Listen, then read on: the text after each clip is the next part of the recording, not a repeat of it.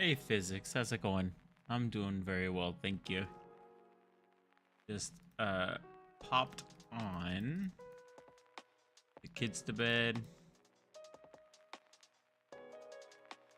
Um Pretty tired today actually, if I'm being honest, but I think it's nice to keep the momentum going if we can. So let's do that.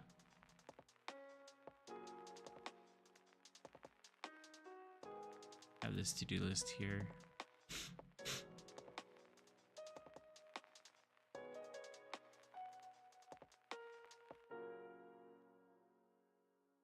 How are you doing tonight?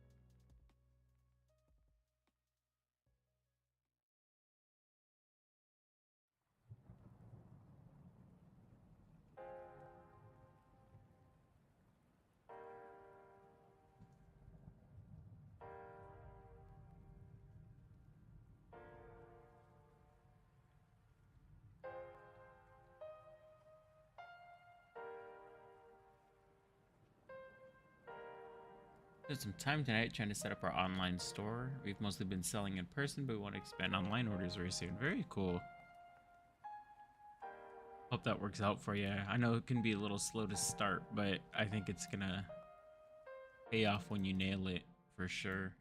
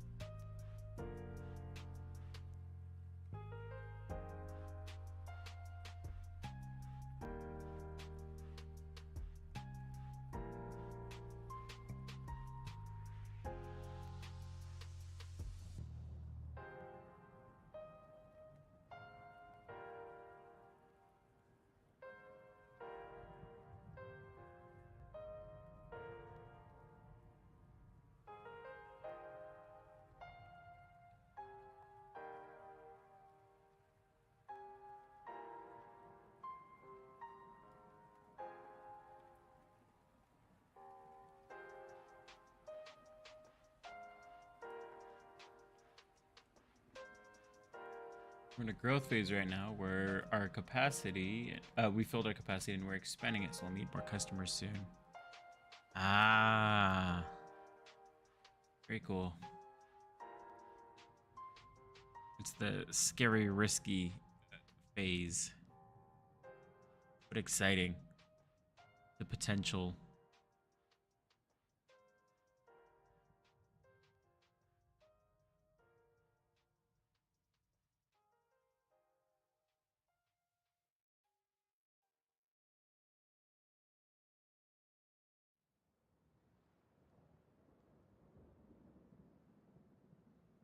I don't know why I did this in text that way.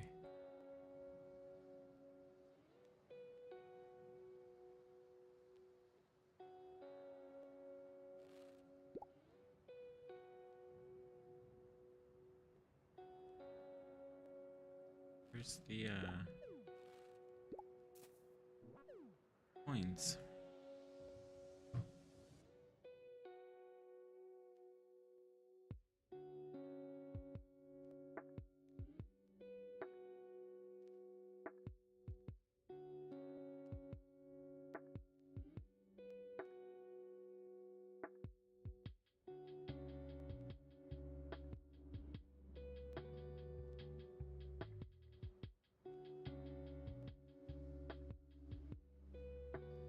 Oh, well, it sounds like you're being smart about it. That's good. Reassuring.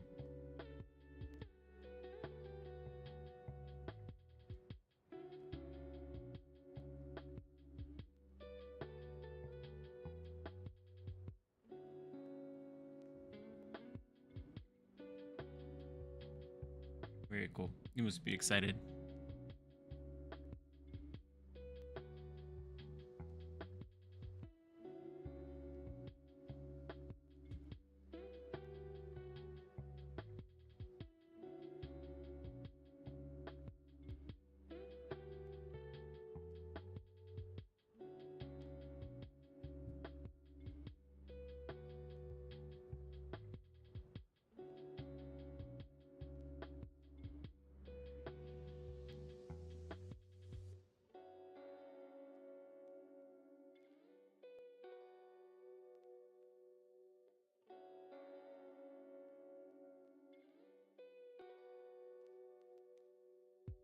Yeah, right? It's just try again.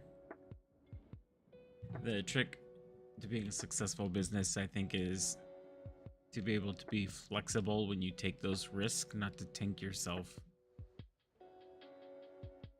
Resilience is really important these days. I don't know why it's not drawing.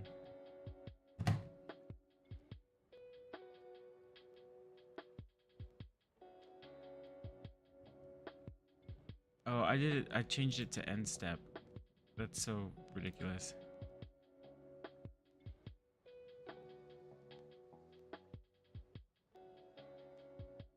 Should be in the draw. My goodness.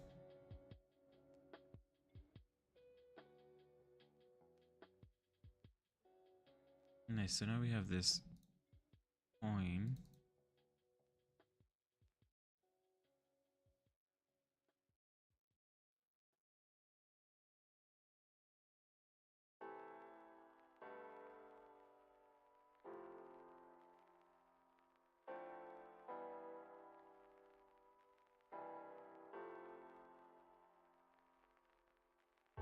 Wait. Okay, so let's figure out. We need the coin icon.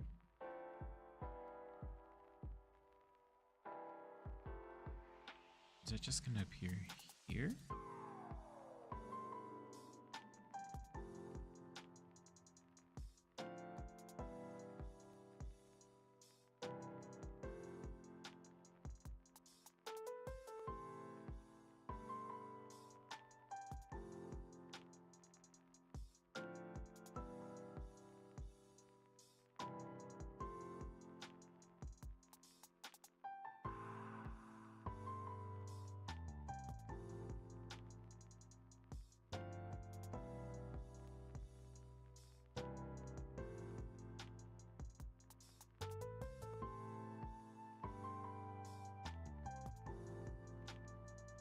There we go. That's fine.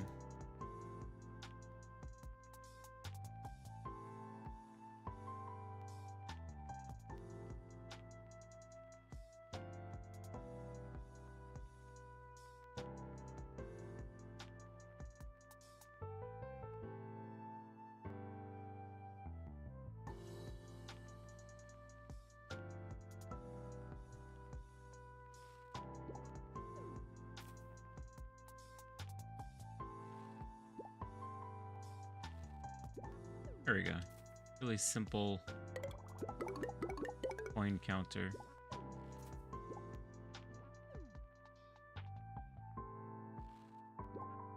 I want to get that in there before we started talking about what was added, because there's quite a few things different, I think, since I streamed. I got a little bit of time in to just pound some stuff out.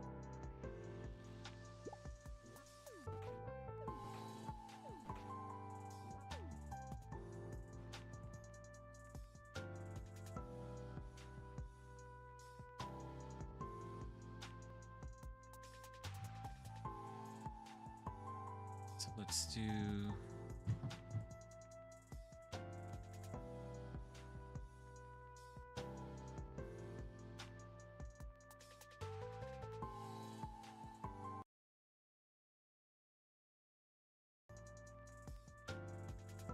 this headset.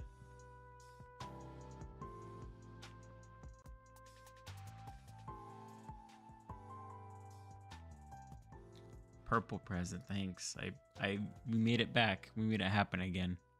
It all comes full circle. There's actually some really cool things that I'll show you in a bit. What we can do now.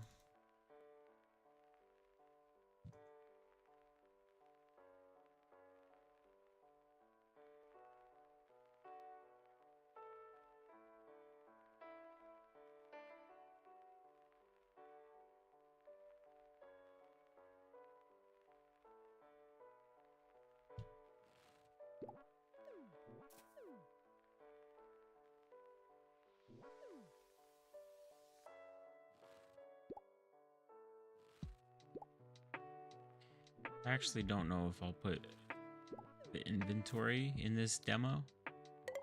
Like, you'll be able to like pick stuff up and carry it around and throw it and all that, but I don't know if I have it in me to put in. I'm gonna add some coin sound effects too. All the other things. Okay, on collect effect. Audio dot display.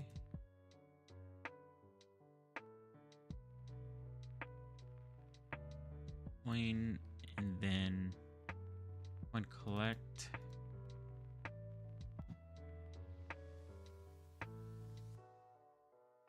Two. I just need to get a game loop in here. So the idea is that you walk around and you pick up these. Well, before you do anything else,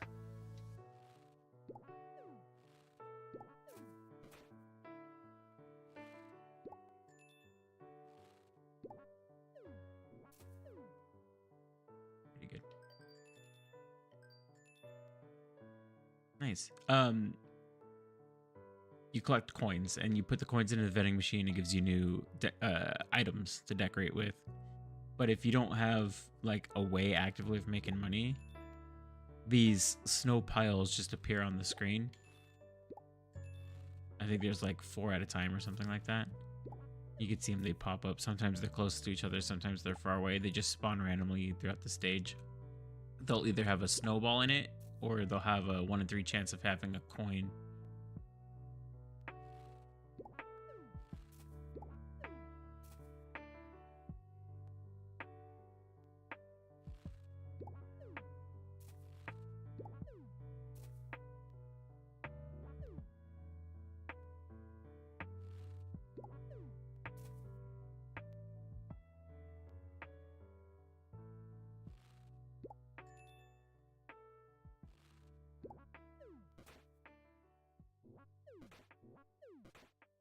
And what's nice about these presents too is I added a new object type. You can see that like I can stack them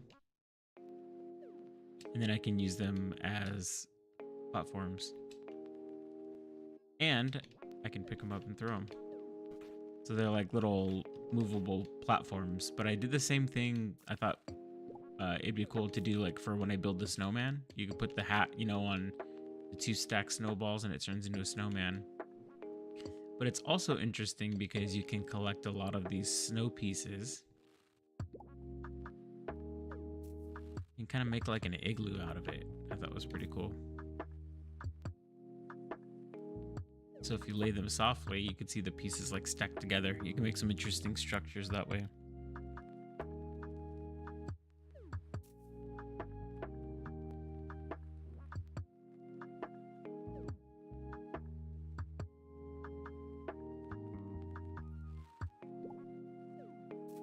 And if you're too rough with it, if you throw the snowball, it will just break.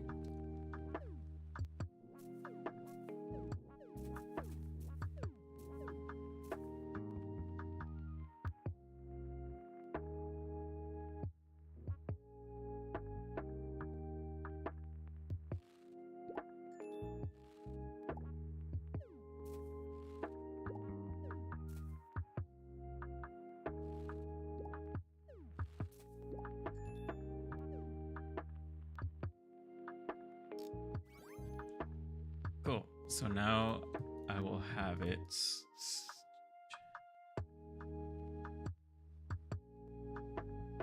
on interact. If coin, if get coins is greater, less than or equal to 0.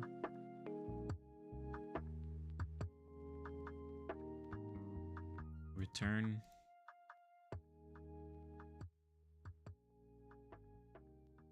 I need like a no sound.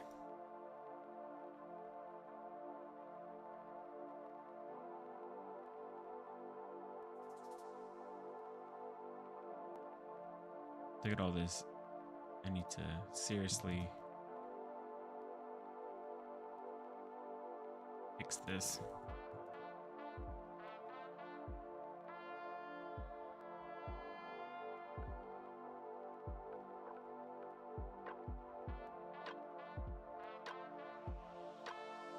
I guess I can use that.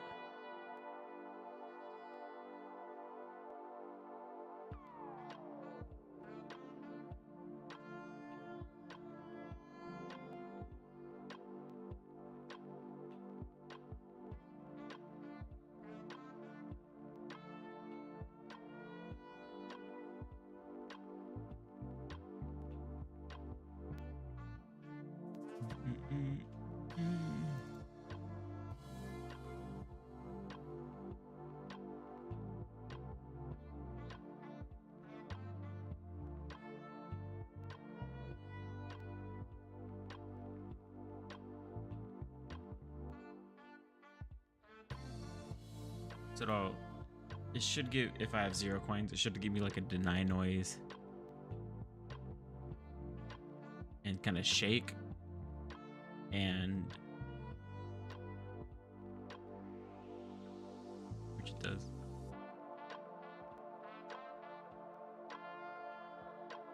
But if I have a coin, it should work. Oh, it doesn't take the coin though. It needs to.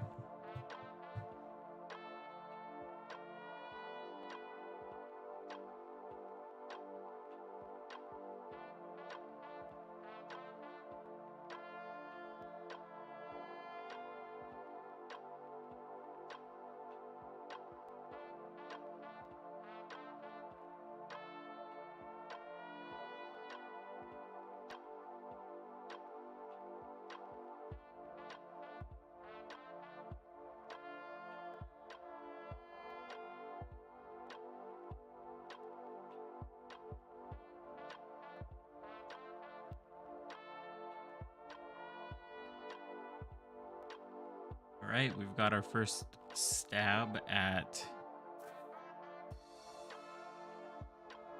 like a real currency.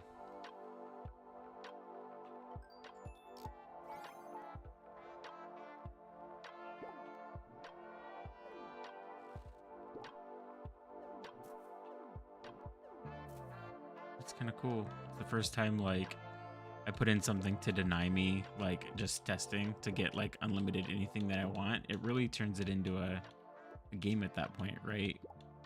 Because it's not just giving you everything you want because you asked for it. Like it's making me work for it now. Once I get this coin, now I'm gonna have to go through the actual level and play.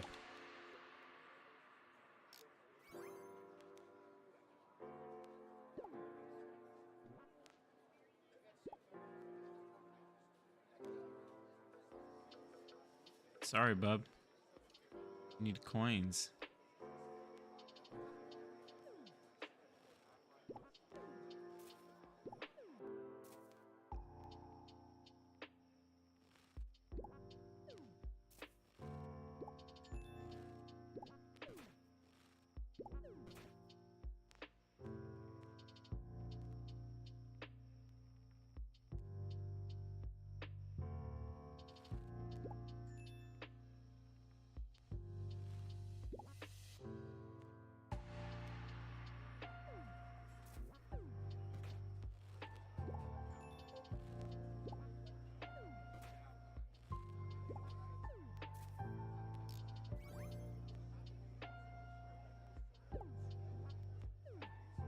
It's kind of weird to like actually just play your game.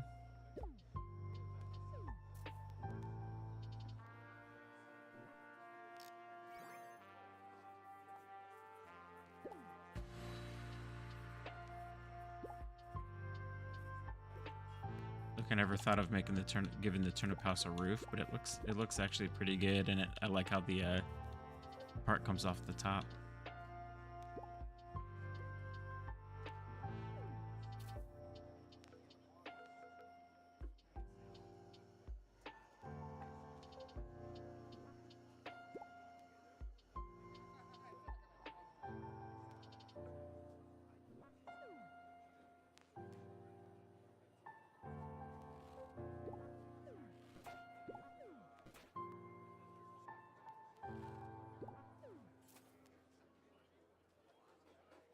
I feel like we're on track to having a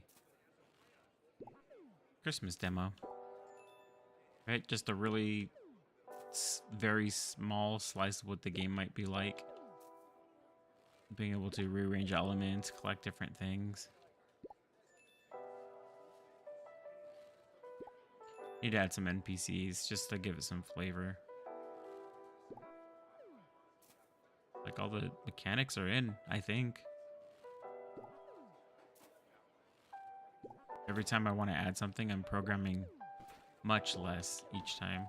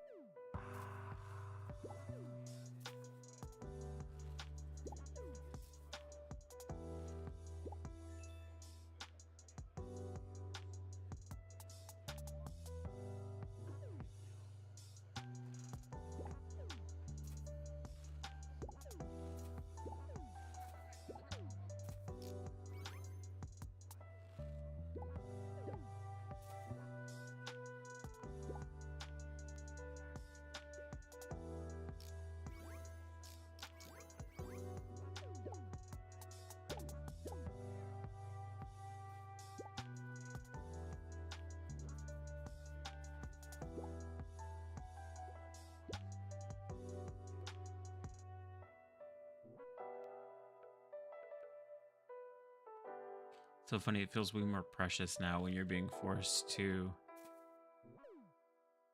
like actually come to term with like this is all that I'm gonna get out of that capsule.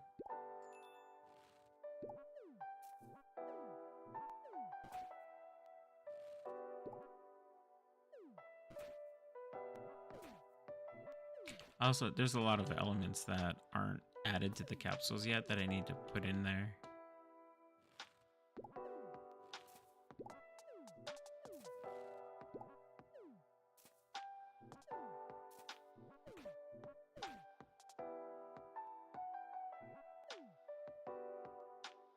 The last pieces if we can get anything interesting on our way back.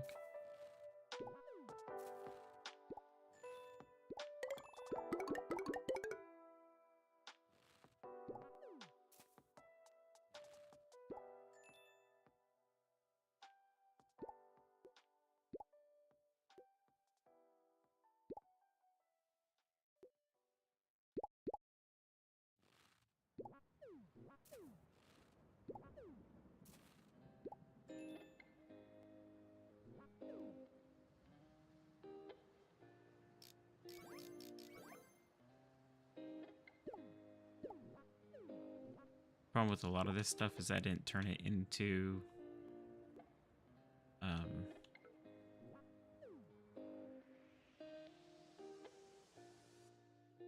it's funny, I got stuck up there. I didn't turn them into capsules yet. I was just all canopies, so that's why there's a lot of the same items coming out of there. I also have to have something where like I want to be able to put platforms in front of other platforms, but I don't want to be able to like block a door like that. Or maybe that's fine, and then just like the door doesn't open. Maybe that's a way of like locking a door. But Make sure it doesn't open when you stand in front of it if it's got something blocking the path. Hmm.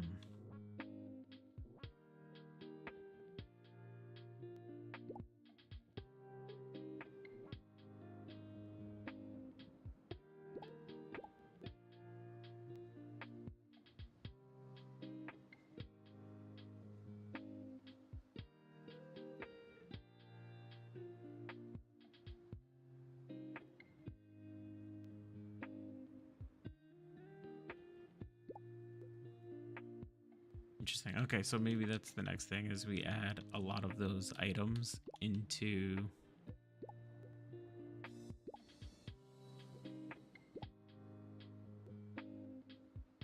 and it's so much fun building. Like I could do this all day. Just tweak things over piece by piece. Make these little structures. Look how cool that looks. Just like a little garden house hut, multi-layered.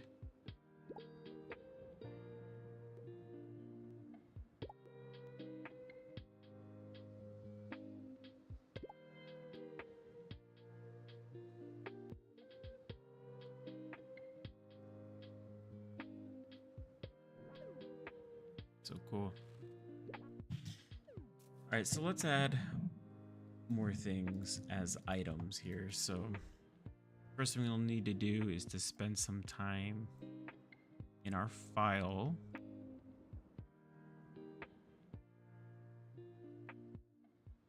Actually making icons of stuff. So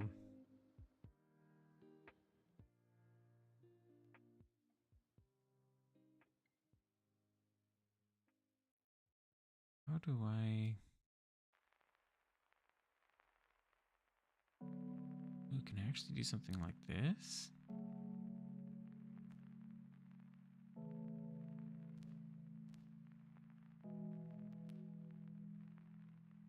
Actually don't hate it.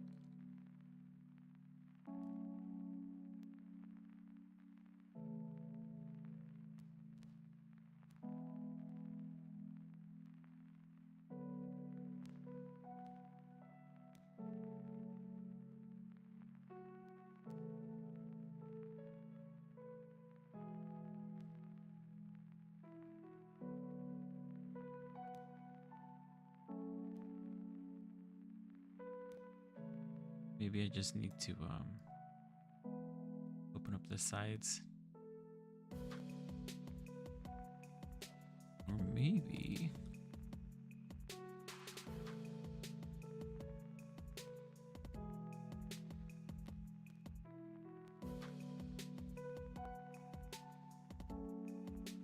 this is the answer.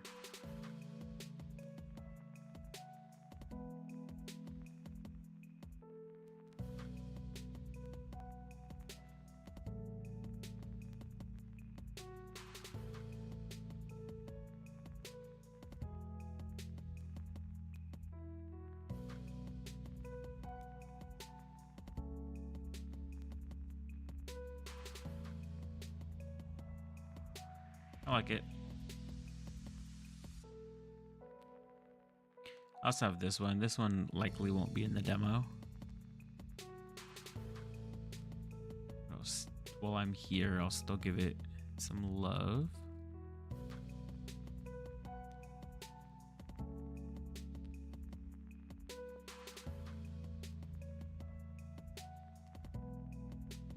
I was feeling like I was making some progress.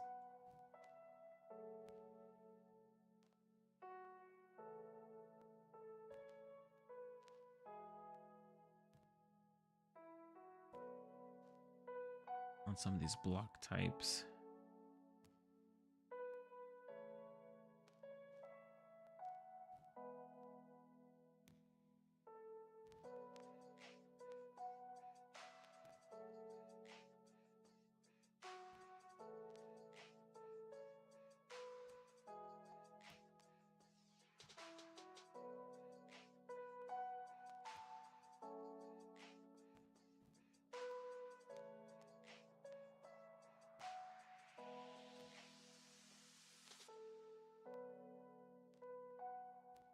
I don't like that at all, but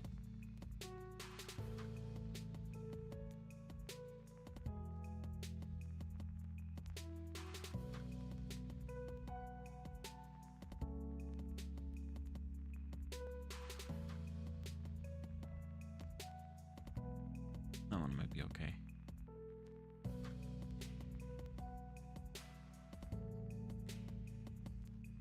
Yeah.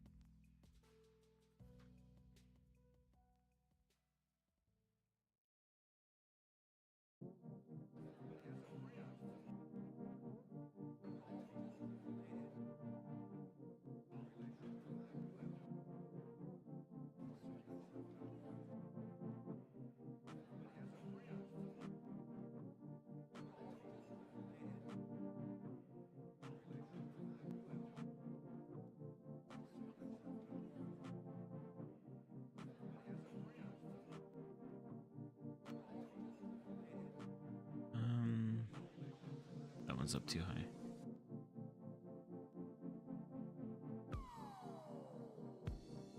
Hi, Him. How are you tonight?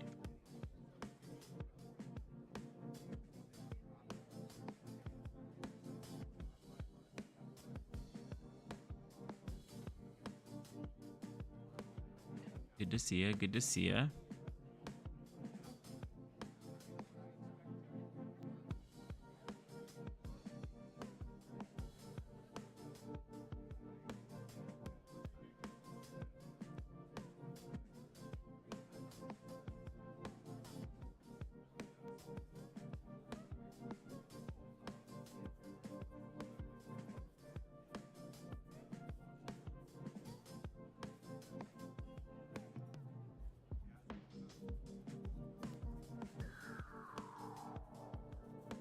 Good. I'm doing well tonight. I am so excited about this project. I find myself thinking about it probably more than I should. I have a tendency of getting obsessive over things. They consume my thoughts. And I'm trying to keep it healthy, but I am just too dang excited because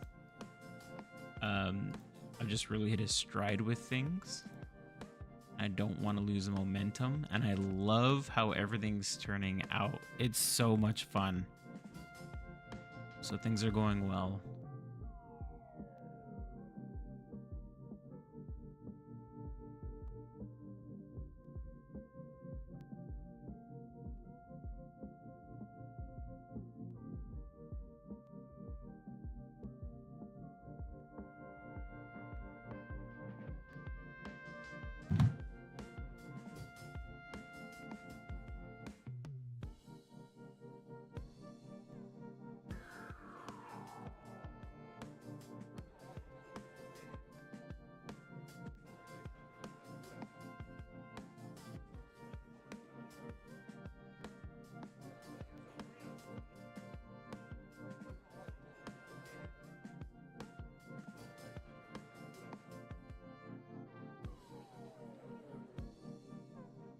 I was gonna say, I remember I expanded that out.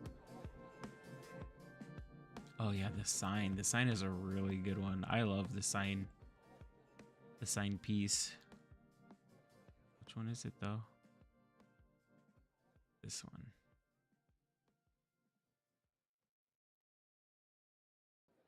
You're making a choose your own adventure game? Yeah. You got the bug. Well, not the bug. I guess in a coders thing, that's not a good thing to have. But, you know, you got the itch. That's great. You're picking up what I'm putting down.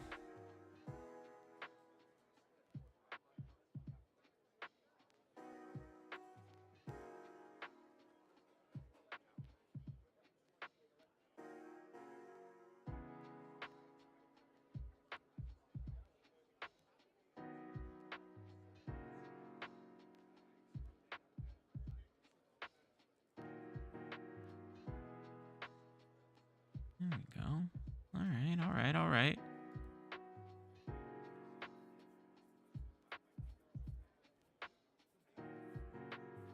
Yeah, look at that. Boom.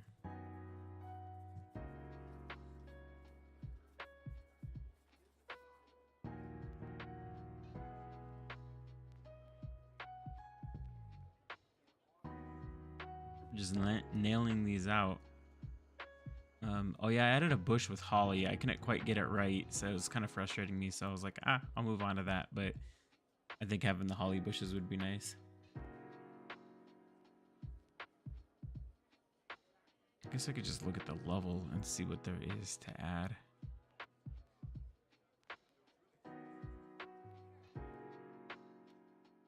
We got the sign coming in now. Let's just add those.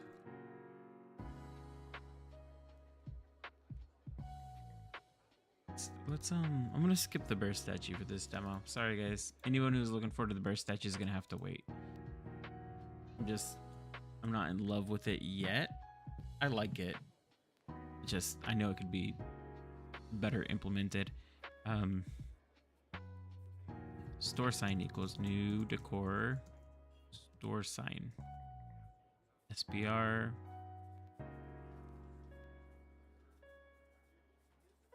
Sign.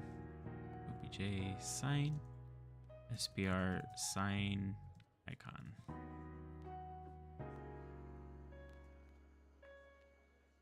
The game is festive, as I am trying actually to get something playable out. I think that'd be a really nice Christmas time surprise for everybody. Not a surprise for you all. Everyone here has been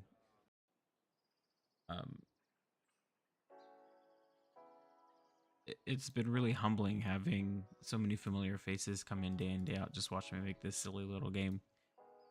I'm honored that everybody is here. So while you don't get the same surprise that everyone else might, you get to see things kind of unravel in action. So that's kind of cool. SPR Mary Pillar icon.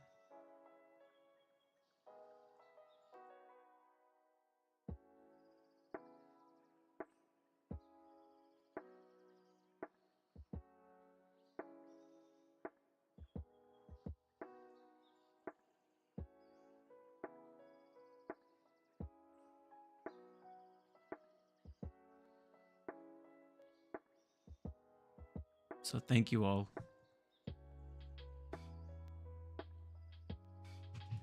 A lot of my motivation comes from the feedback I get.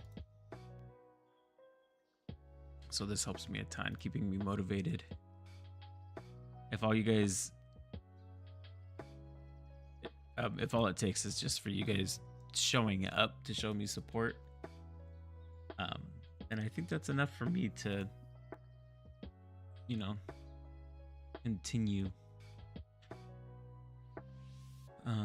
Let's do some lights. Lights need an icon too.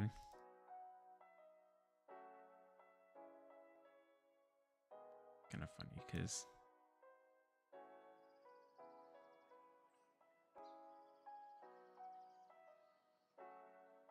it's almost worth it to like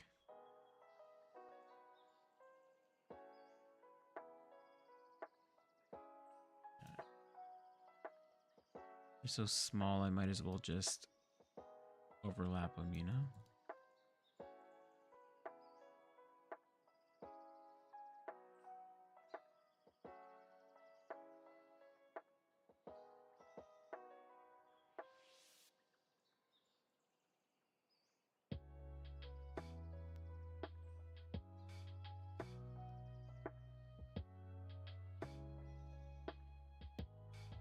Yeah, the holiday festivity aspect of it won't be the main game clearly, but um, it'll just kind of package everything up nice and neat for this season. Will I add lights on the homes? Um, lights on the homes. Do you mean there are lights on the homes? I don't know if you saw this right here is a decoration um with animated lights. I'll show you in game. I just need to make it so you can also get them in the game.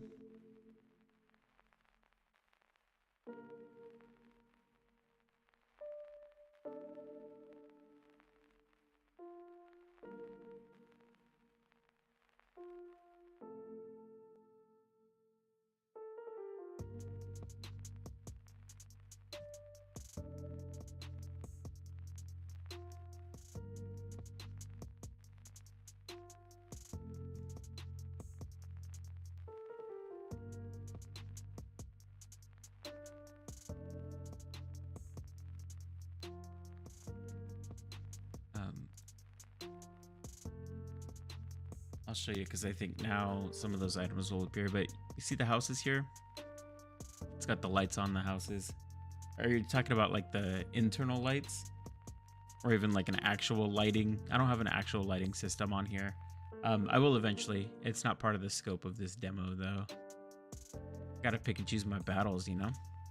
I'd rather have something done like I think about, you know, oh, I have just 2 weeks till Christmas or so, but it's actually a lot less than that because, you know, I don't think I have time a day or two before Christmas to get this done. So, and then I need to stop working on it so I can package it up and get all the stuff that I need ready for sharing it out.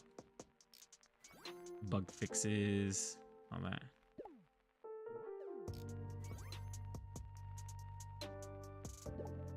I think I left this up as the frog bush too, so if anyone missed the frog bush, have no fear. It still spews frogs.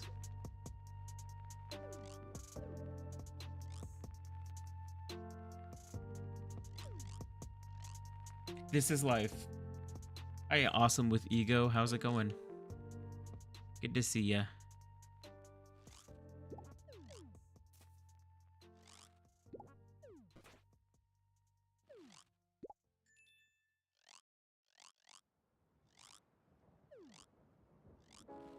We're making a game called Levelmancer.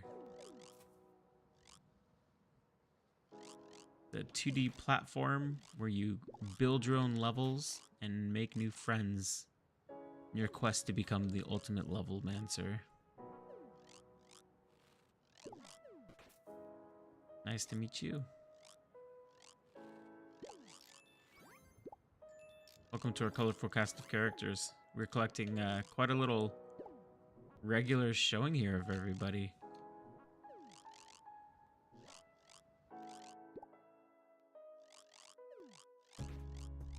Lots of familiar faces every stream. I love to see it.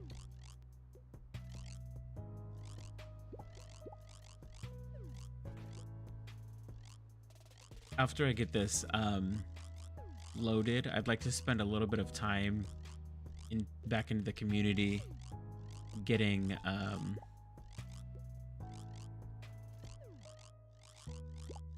little bit more polish on some of these, you know, these thumbnails and some of the stream stuff. Like I actually don't have a setup, it's just a face on a screen. That's maybe all I need. I wouldn't hate having, like, you know, the chat stream being broadcasted with the live, so it's easier for mobile people, so they don't have to like watch chat if they're rewatching the video. Frog bush is here to stay, baby. You hear too many frogs now.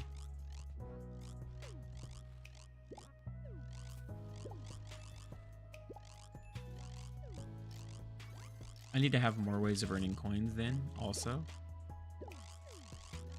How come I'm not getting any of the new stuff?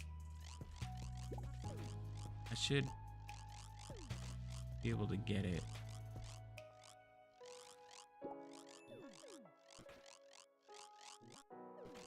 Too many frogs.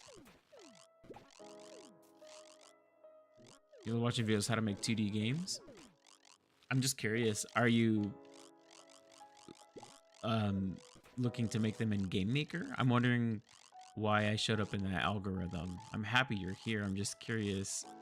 You know what I mean? Like, what about your search? I wonder YouTube said, maybe this would be a good fit for what you're looking for. Because I don't know if I listed like 2D anywhere on here. You might have, so I'm assuming you put in GameMaker. But maybe not. I don't know.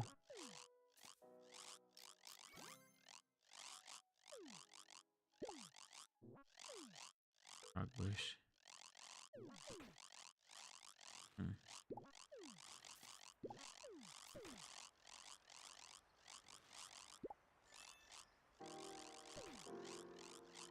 Oh, okay, okay. How's learning 2D with Unreal going? I ask because I haven't heard fantastic things with other engines in 2D in the past. Just that it's like, you know, it's bloated because it's meant to do 3D. It you know what I mean? It's like using a power tool on a piece of construction paper.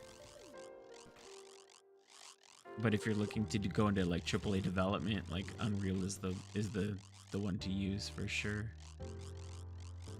So I'm not really getting any of those new items out of there. And I'm not sure exactly why, because I should just be adding to the pool.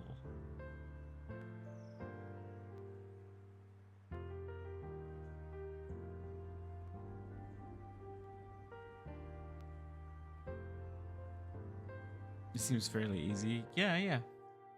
It is easy. It's, you know, I should say it's simple. There's a learning curve, kind of like when you're first learning engines and learning how games work and function, and you know, but everyone has their own version of the same few functions. Once you kind of wrap your mind around the basic gist of how it goes, like it is easy in the way.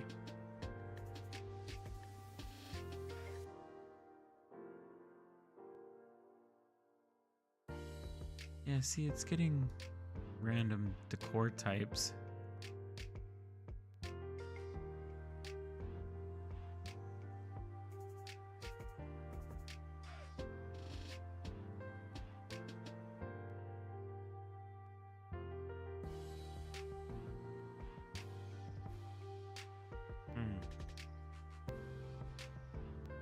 Maybe we just don't have enough.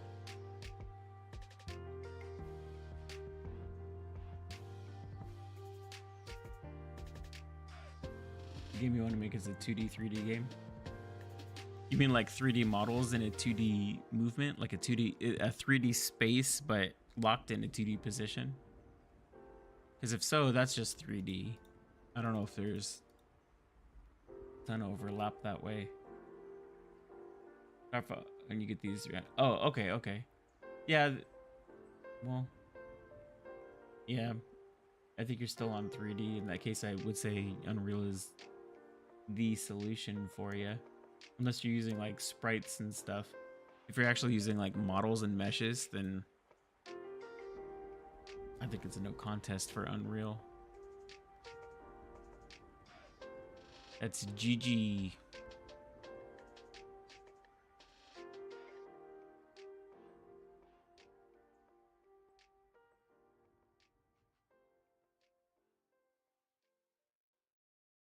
I'm gonna start with 10 coins. I still need to debug. I'm still a little bit early on in order to take off the training wheels.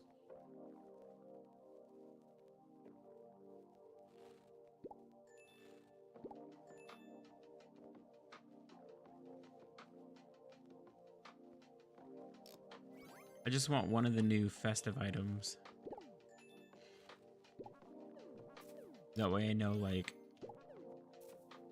I can pull from a pool and that's all working. But I'm not getting any of the new items. I wonder why. Oh, they're there. I lied. Just wasn't being patient. I guess that's good that there's a wide variety of items.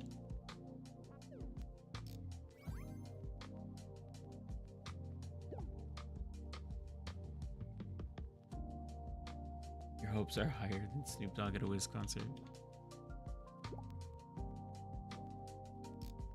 Keep up your confidence. I mean, right?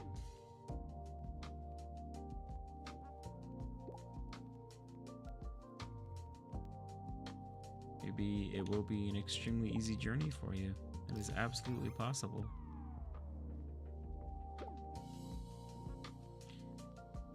It's possible you'll finish out and go, wow, that was way easier than I expected. And it's also possible that you'll go, what in the world was I thinking? That's the fun thing about game design, right? Is like both are equally possible.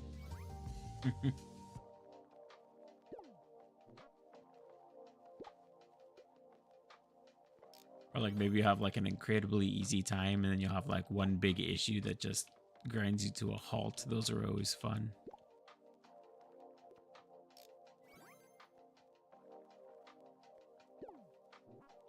I've been trying to get the guy to wave to me for 3 weeks. It should work. Nothing's working.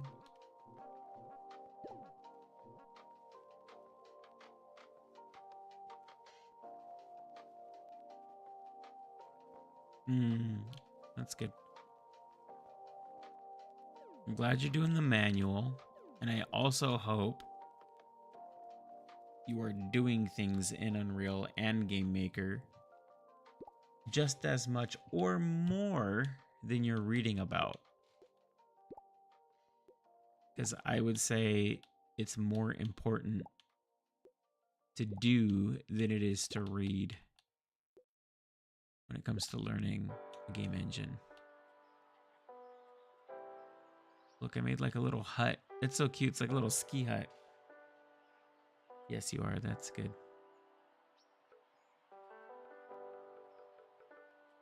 And the carrot said, yep.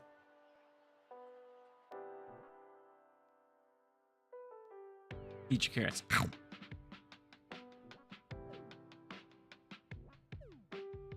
Those faces. There's a lot of faces, and I kind of kept them on here. Oh, you got a Fiverr teacher? How's that working out for you? I highly recommend the GameMaker Discord. It's a in fact, I need to send out my link in that chat.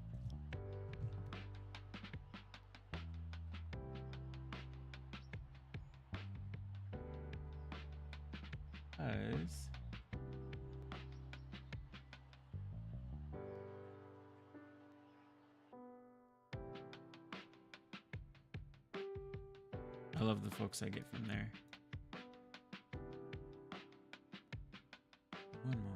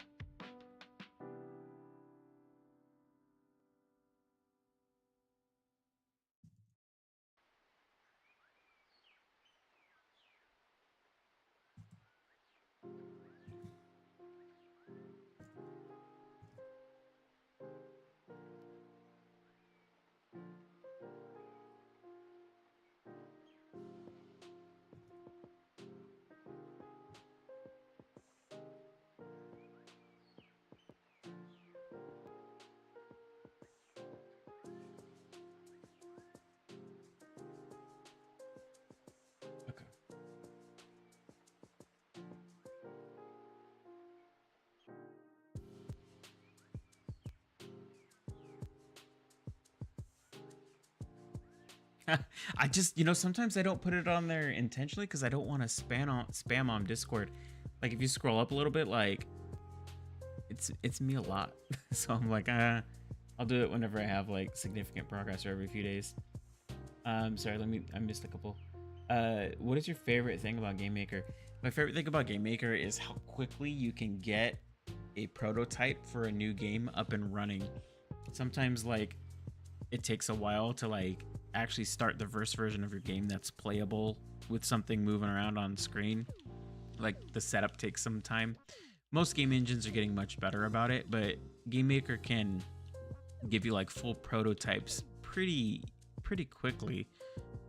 So I think it's that fast iteration of like going from ideation to actually something playable is extremely quick with GameMaker, and its biggest strength. That's my favorite part about it. It's simple. It's not trying to be something that it's not. I just have a lot of respect for it. It's elegance and simplicity. The community is fantastic. I've used Unity. I've tried learning Godot. I really like Godot as well, but the community's still very young. But GameMaker's community, I would say, is easily the best of what I have tried or experienced personally.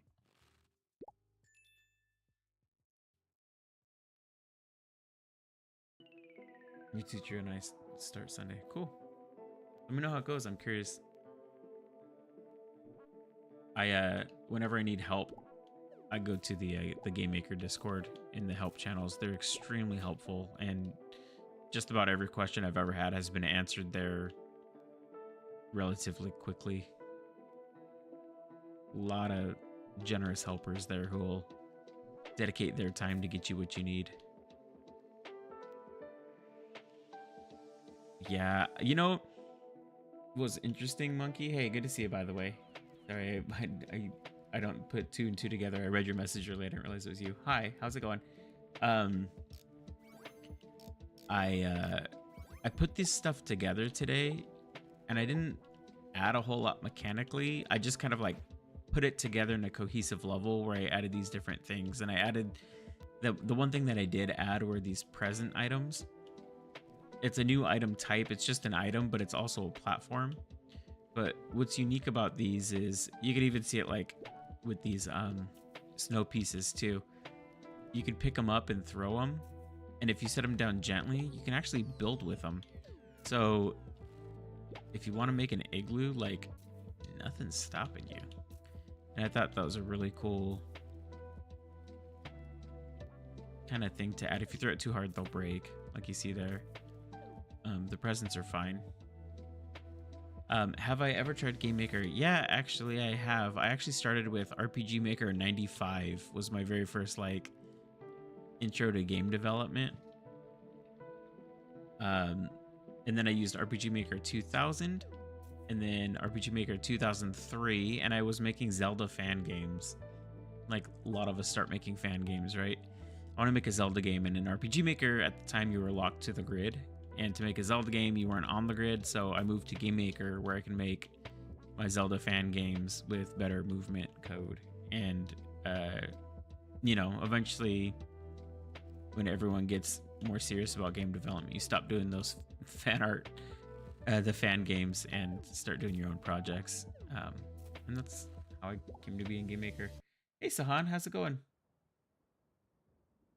How are you handling collisions for rotating objects, not using collision system? No, you're correct.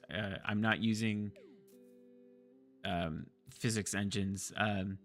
Remember, I'm a dummy. I'm not that good with math and all of these collision systems. It's just straight up boxes. If it's rotated, it's visual. That's all there is to it. It's still got a square collision detection, and it's just doing some clever tricks of the eye to make it look like it's doing something that it's not. So sorry to disappoint if you're looking for a new and exciting solution. See, it's literally just a rotated, I know I can't land on it, but it's just a rotating key with its origin point in the center, but the bounding box and collision is still a rectangle on it. Same thing for these. It's convincing. It's good enough, and it's got this nice little demo.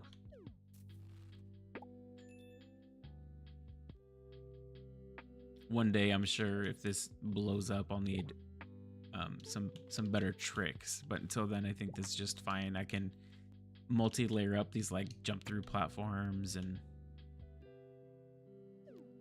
build an igloo, right? And then when I take out like the bottom, like anything that needs to adjust will adjust.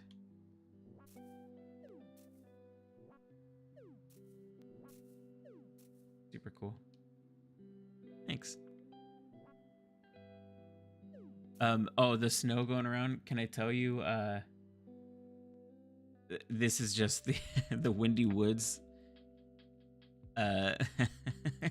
effect layer. I removed the trails and gave it a small particle sprite, and like I changed like one thing. I don't remember what I changed, and I played it and I was like, oh, you know, that's decent. I'll take that.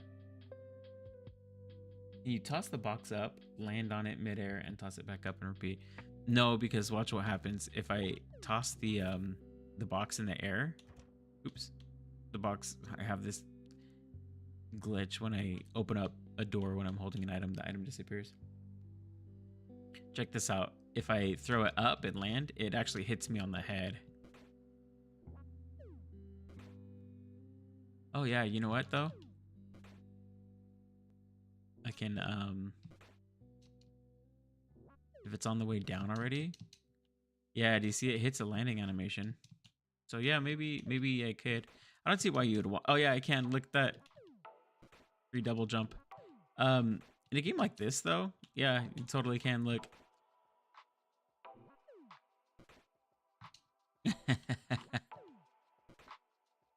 You get a little extra height if you time it out right.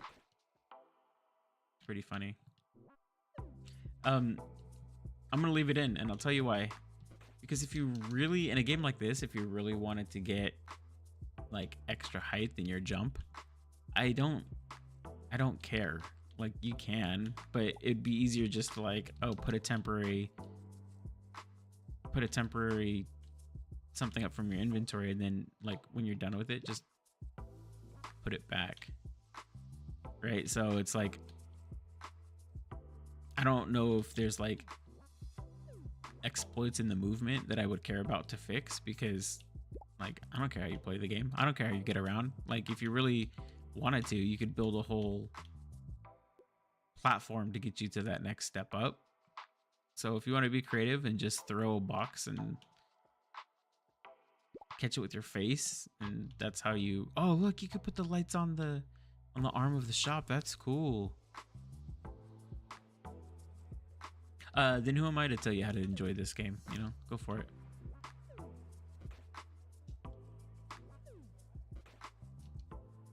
It's pretty funny though. Yep.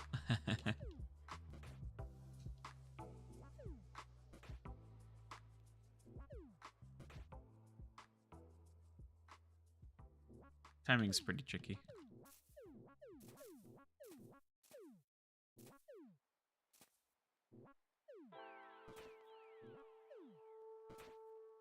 Anyways.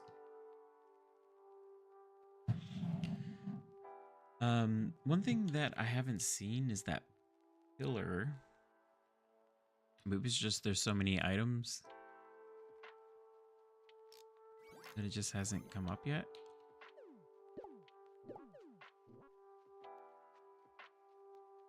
Companion box. Clever. I get that reference. I understand.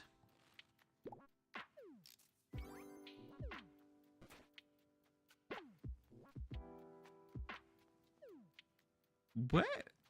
How should... So like my inventory's full. I don't even know if I want the inventory. I don't in the demo, to be honest with you. I think it's kind of cool to like have to lug stuff around the room for now. I'm curious though, like if you keep buying stuff and you're like, oh no, my level's done, like what do you do with it? You don't want it laying around on your floor. So how should we get rid? How do we delete items that we don't want anymore? Should we sell them back for a profit?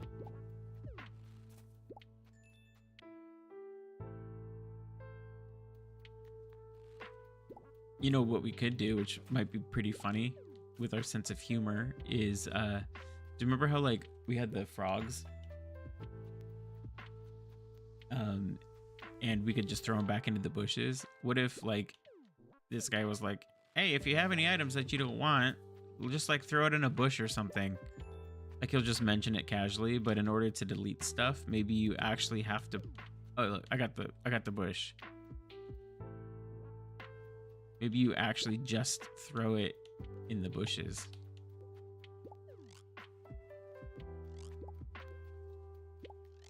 Oh my goodness. I sure did pick the wrong spot to put that up. Look.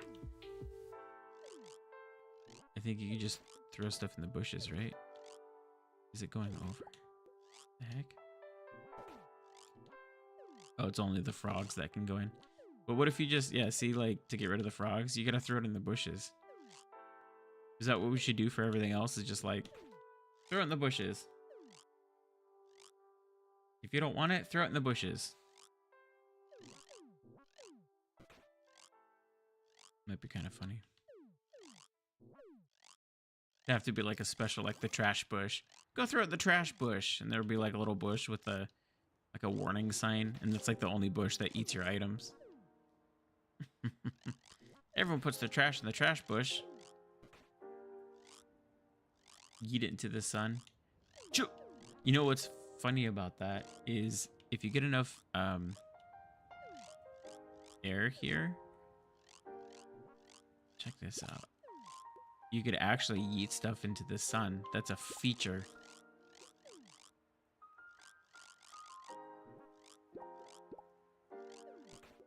Watch this. This frog is going to go up and he's not going to come back down.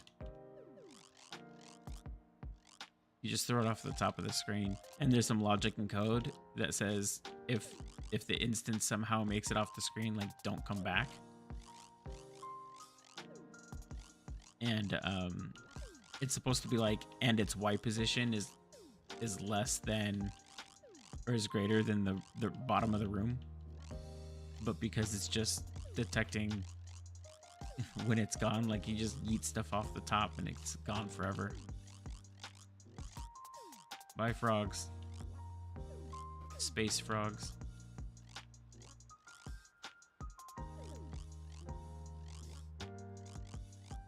The bug is now a feature. Throw it into a bush or launch it into the sun. I don't care.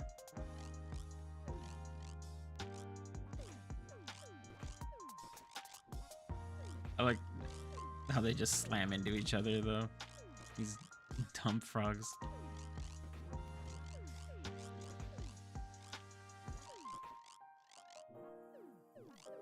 You know what I do want to add? I want to add the Christmas puppy. Like a little cutscene with whatever you have just like launching and spiraling out into the sun. It'd be pretty funny. Oop.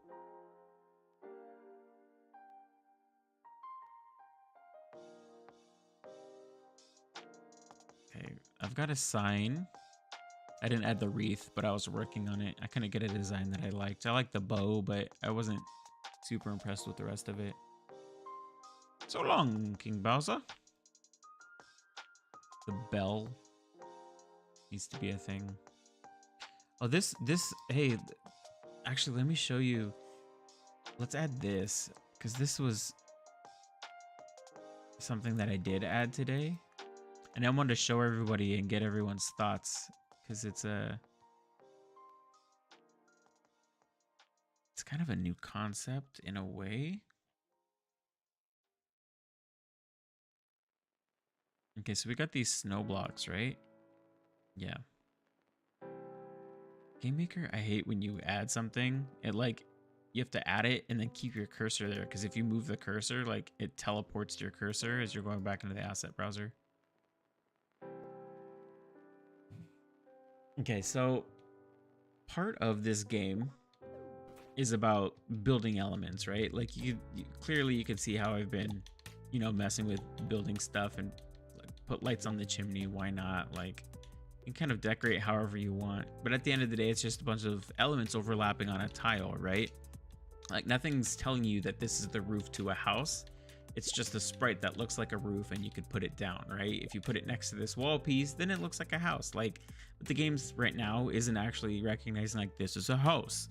So it just kind of lets you build however you want. It's like building with Lego. these pieces are snow blocks.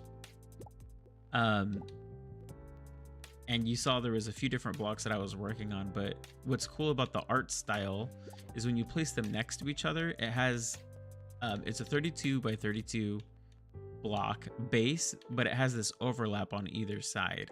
And they look fine when they're butted up next to stuff. It has this nice little overlap to kind of break the grid. It looks nice. When you put them next to each other, they blend together and they look like one big block. I want to show something pretty cool. So these are, by default, they're just like one-way platforms. You can jump through the bottom of them. They don't block your path going left or right. They still stop your collision when coming down on them. However, these are two separate platforms, right? But check this out. If I were to take these and I were to move it down on top of another one, you see like the indication of where the platform is removed. It's underneath. But it looks like it's just now it's like an L-shaped block. Now here's the interesting part. That collision is gone now. If it's visible, the collision is here. If I put this on, the collision is off. So what this allows me to do is not have like total stair-stepping thing, and I can have structures if I need to find a clever way to get to the top of here, like maybe a present double jump. I can do that. Those collisions for the platforms went away because I no longer see them. You know, so I thought that was interesting. I don't know if I've seen that in a game because, I mean, why would you? It's not like you're editing pieces as you're playing, but as long as the top is visible, they can be platforms. Can you walk through the collision? Yeah, you can go left and right through it. But what this will do is it'll allow us to have like verticality.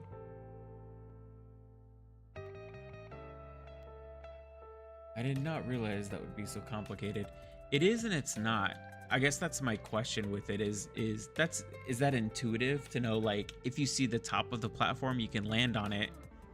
But if the top of the platform isn't visible, like if you were just down here and you were just playing the game and you came up on this structure, you wouldn't expect to land in the middle of it, even though it's made up of 4 blocks. You wouldn't know that prior to interacting with it. If you were to ask somebody with no gaming experience or even new to this game to say, hey, where's the top of this platform, they would say it's at the top, right where those bumps are. You wouldn't expect to land in the middle of it. Now here I would say, yeah, there's 2 separate spots, but now that they're visible, I can land on them.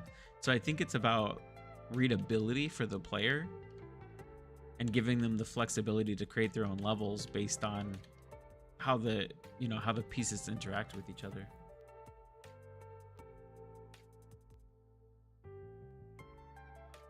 Please get on a collision visible side. Oh, I see. So like this, yeah, you just fall through it. That's what you would expect to see, right? Because is that what you're asking? Just disappears.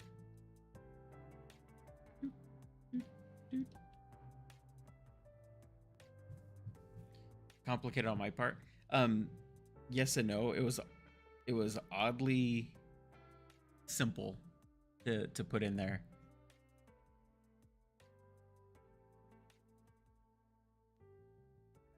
Yeah, so I think I'm gonna leave that in. I just thought that was interesting. That the way I had this set up, it was just happened to be, you know how once in a while you have like, all right, let's try and figure this problem out. And like the first thing you do works and it seems just to be fine, honestly. So the reason why I needed a solution for that is there are situations where I have like 2 overlapping platforms. Here's a good example. Like this. It's aesthetically, it's not what I want it to be, but technically I'll use this hand to demonstrate. That's funny. I was like, wait, how can I point? I guess I could point with this hand. I have one platform here and the next platform here. But if I'm trying to trick the game into thinking that like this is one house. This is a stump wall and then a canopy top. And if I were to jump on here, you'd expect to stand on the roof, not the log part, because the log is serving as the wall. So using this system, as soon as the canopy is added to the top, the collision for the stump disappears, and this one is active. It's like the topmost platform is active at any time. First try working is a crazy flex. It is, but you know what? It's the only time it's ever worked that way. I am a horrible coder. I am persistent and I'm clever. I'm not the most fantastic coder, meaning like I do everything the hard way. I find nothing works. I have to like put in 2 lines of code and then test, and then put in 1 more line of code and then test, and I don't know how the debugger works, and don't you ever repeat that. So the fact that this worked on the first try was nice, and also it was like, yeah, I get 1. I'm allowed to have this victory. It never works out that way, like that.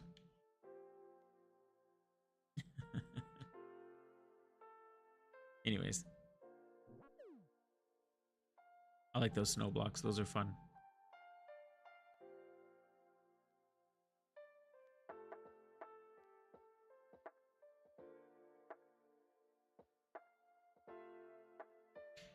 So that's what these pieces were. If you saw these pop up earlier and you're curious about it, and I was like, well, that's nice because now I have these like modular building blocks for levels. So this will be for a snow type level, or any level that you want to make. This will be for just like a foresty, grassy kind of thing, dirt, and then sand.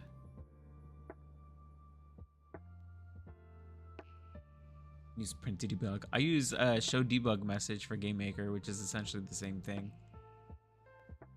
I only feel bad doing it when there's people watching me do it.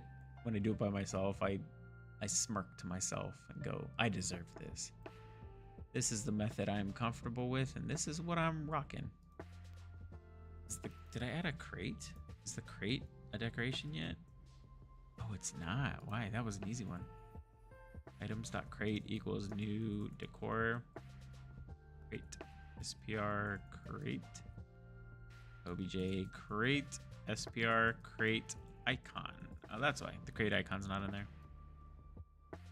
Oh, crate.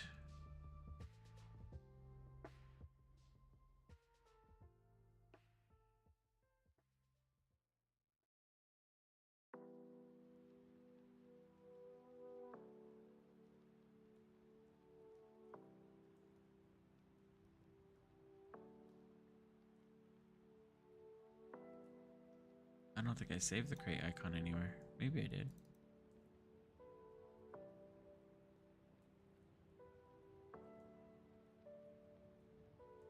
Under objects, right? Maybe? That's where I would be if I were a crate. It's not. I'm gonna put it there anyways. That's where my brain goes right now. I'm gonna lose it later.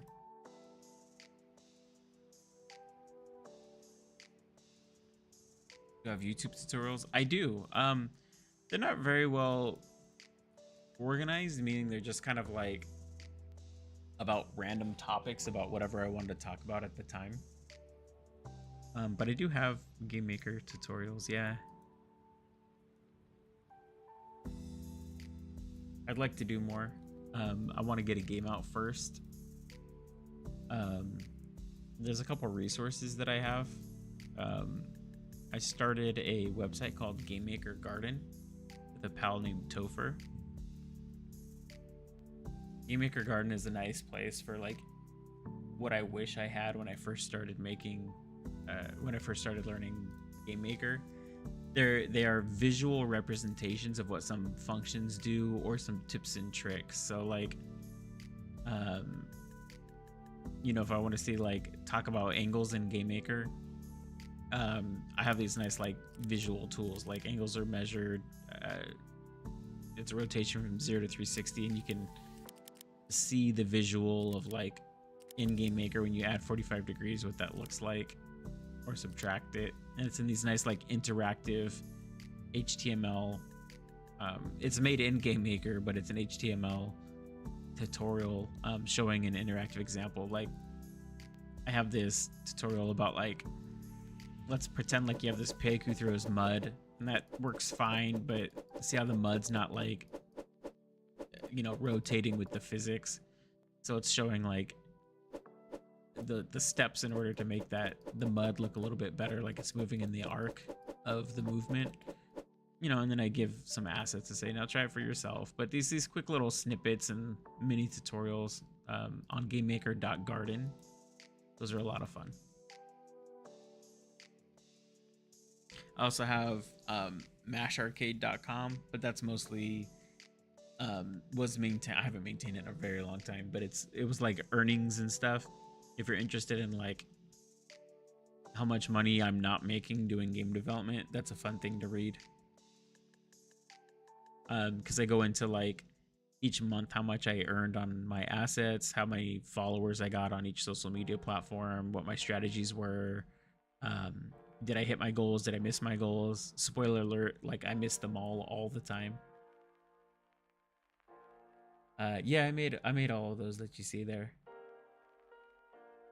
The tutorials. Yep.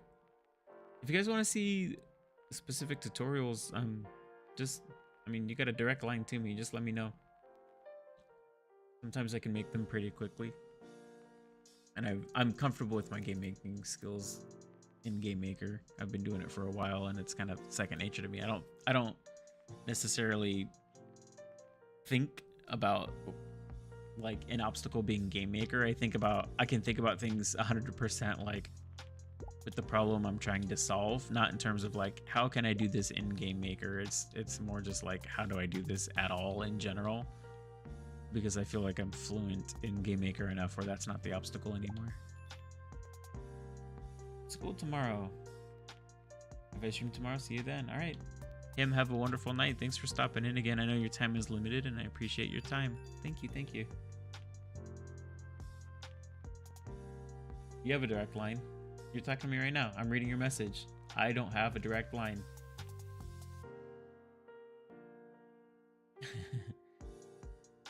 Okay, show me how to make an MMO from scratch from 5 to 10 minutes. An MMO, no, but you're gonna laugh. The online networking capabilities in GameMaker were done in Opera. They used rollback netcode, and there's a beta for it, and they had a contest about, like, who can make an online rollback game, and I was able to make one in an insanely short amount of time. The functions they have for making networked games in GameMaker is so laughably effective and simple that I think the tutorial that GameMaker released on, like, how to make an online game was only like 15 minutes long.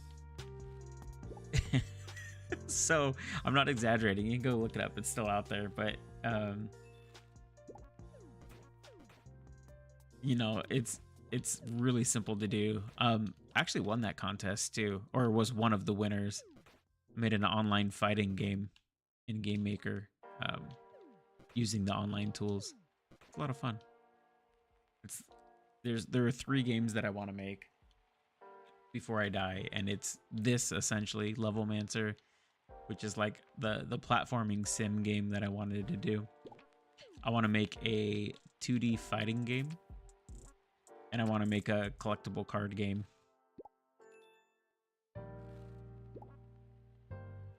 Yeah, networking in Godot is awesome. I've seen that actually in action.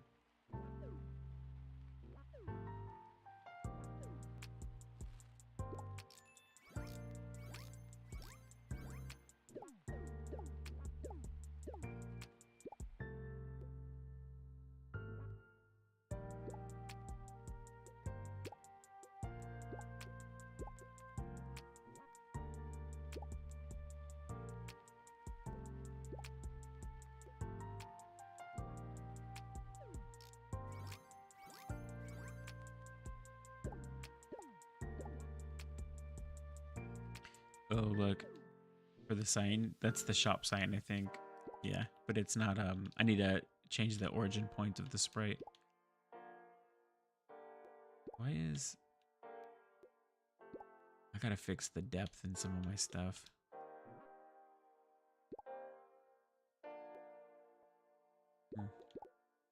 Sometimes I like there's no correlation here between these shapes, but I wonder if there should be.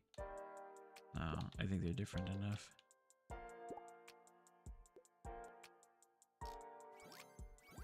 How many people will play a new small multiplayer game though?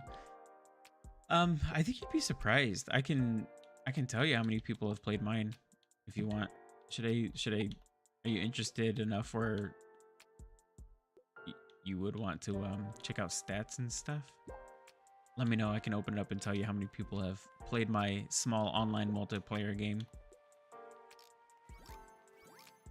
I have done zero marketing on it. I put work into it in order to submit it for the contest, and then I don't think I've opened it since. So your guess will be as good as mine. Yeah, you want to check it out? All right, let's do this.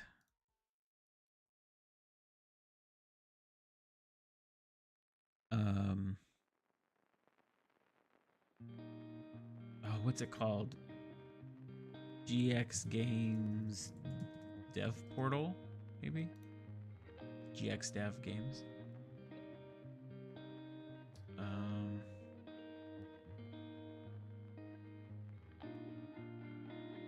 Dude, this doesn't look like it's functional, does it? Look, none of it's working. Let me sign in. Maybe that's the issue. Let me sign in the other screen.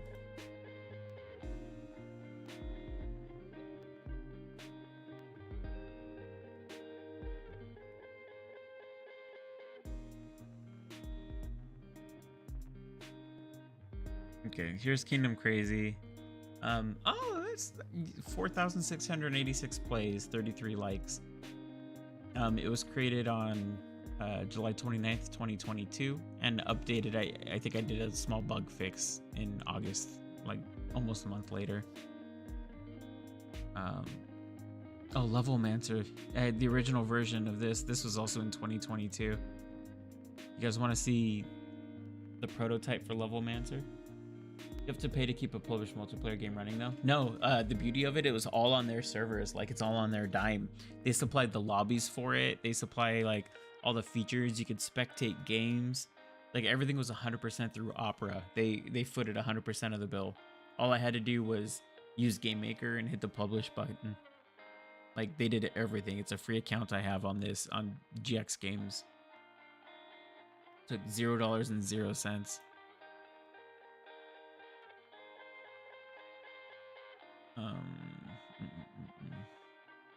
How do I play it?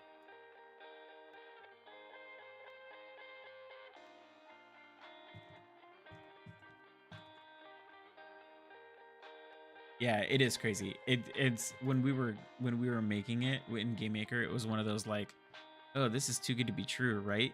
Like, it's crazy easy to make online games in GameMaker. I'm literally like,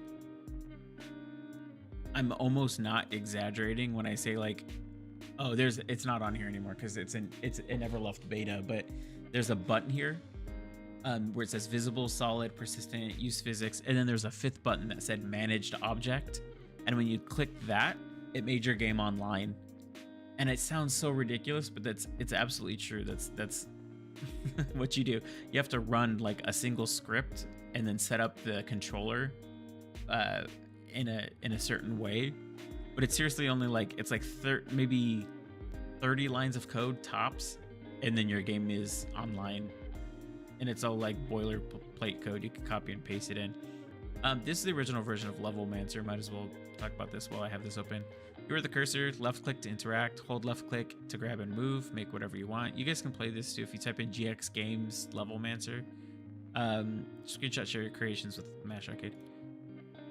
This was the original point of this. It was just like a cursor, and you could it's gonna take me a second. You could like click and move around to pan the screen around. This didn't age well. It doesn't feel great, but it has all the it has one cool thing that I want to show you. But it was just like this little, you could tap coins to collect them. Same kind of deal, right? Add cows, which is great. You could pick them up and you could tap on them to kind of acknowledge them, or you could pick them up and click and hold to delete them out. These should look familiar to you, right? These snap to a grid, and these are still your level elements. There's two cool things that I think is interesting with this version of Levelmancer is you can click on this right here and change like what color variant the object is, which I think is really cool. It's a really simple UI. And this little red toggle, sorry cow, I'm gonna get you out of here. You're kind of like in my way. This little red toggle here, you could click and drag, and you could actually make the elements bigger or smaller. And you can actually see when I make them different sizes that the shape of them actually change entirely, which I think is one of the most interesting features, or the most interesting feature of this. So it's most interesting with the windows here. When it's same thing, you can change the color of the windows. Ooh, that looks a little, look how the 9 size split it up. That's a little dubious. that is not intentional. That's funny. You could take that really threw me off. I wasn't expecting that. If you resize the window, you get this interesting shape going top bottom or left to right. But if you make it big enough, no, this doesn't do it. I have a version of this where if you make the window big enough, it becomes a door, right? So there's a few different kinds of interactive elements that way, but everything was using 9 slices. So if you wanted a larger size door, you could probably make it larger, as you can see. If you wanted it shorter, you can do it that way. So the customization, like each of these pieces, you got a lot of value out of making new and interesting shapes out of the same pieces. So like if you have a ladder here, or I'm sorry, a fence, you could either make it fancy, or if you wanted it to be tall, you can turn it into a ladder. I have a wall piece here. I don't remember. This was just added last minute. I don't know if it does anything too interesting. Same kind of thing. These could be steps or a chimney or any of that. There's that bear statue. That's where that came from, by the way. Didn't translate to 2D as well. Yeah, the resizing thing was really like, it's the draw. It is really satisfying. It feels really good to play. Also, there's some cool interactions with the cursor that is really satisfying. So for instance, if I grab the turnip here on the ground, look how as I move the cursor, how it like stretches with the cursor, and then after I hit a certain threshold, it does this really satisfying pop. And you see how like the cursor like jumps to where the actual cursor is? Oh, it feels so good to pull stuff out like that. And you could throw stuff, which is super always satisfying, right? Get out of here. Yeet. You could actually yeet stuff into the sun with it. Same thing with the tree. Like you can pull on it and like snap it. Boing. Really some really satisfying interactions when you have the cursor. Look at that little chicken.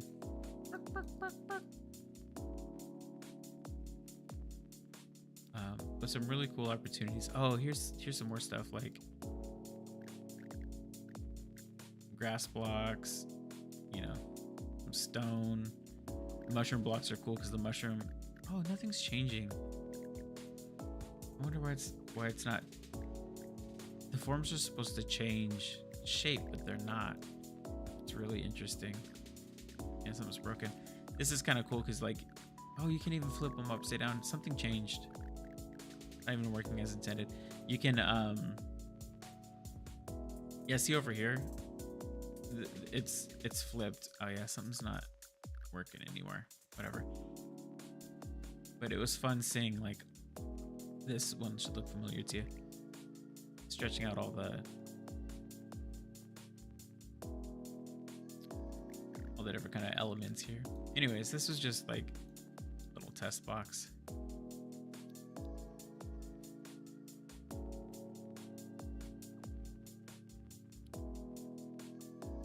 Delete. Let's add the little. Look at that. Boom. Put a bell in there.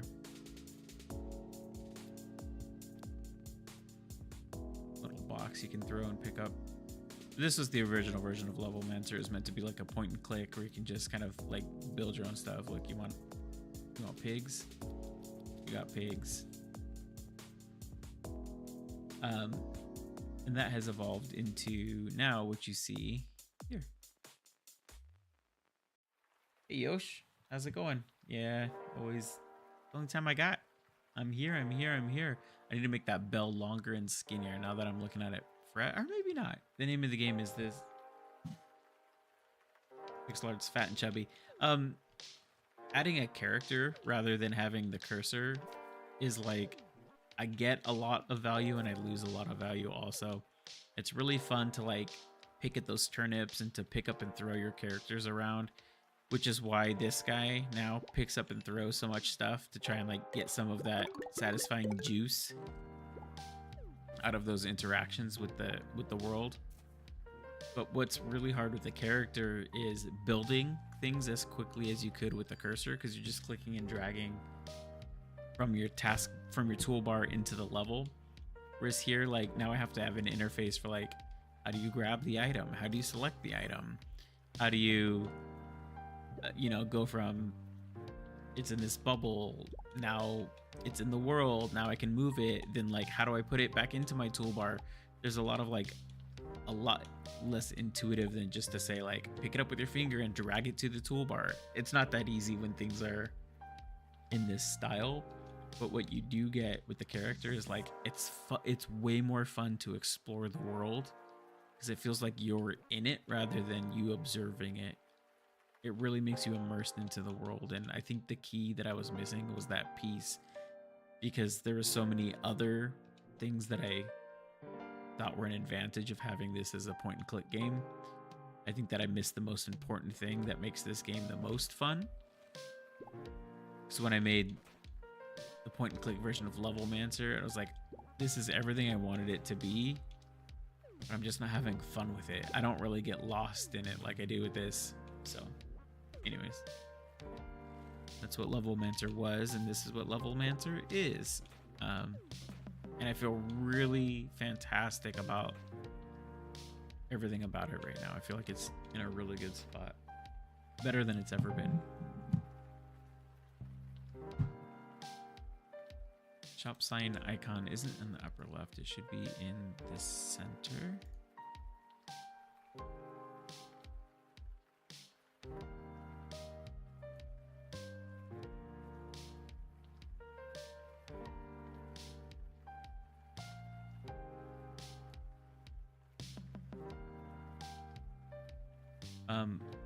I also want to have it so I want to have a hat.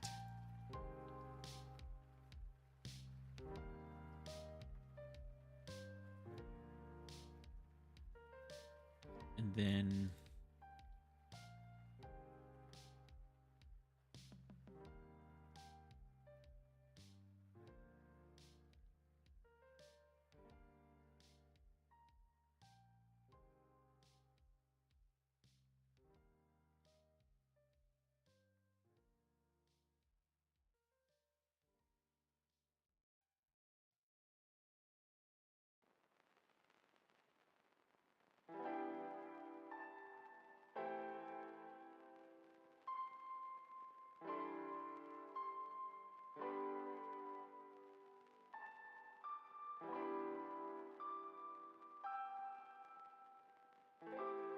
choose 0 or 1. This is my favorite way of doing like a less than 50 or 50% chance. If choose 0, 1 equals 0. Then do this. Instance create depth. We'll do it as we'll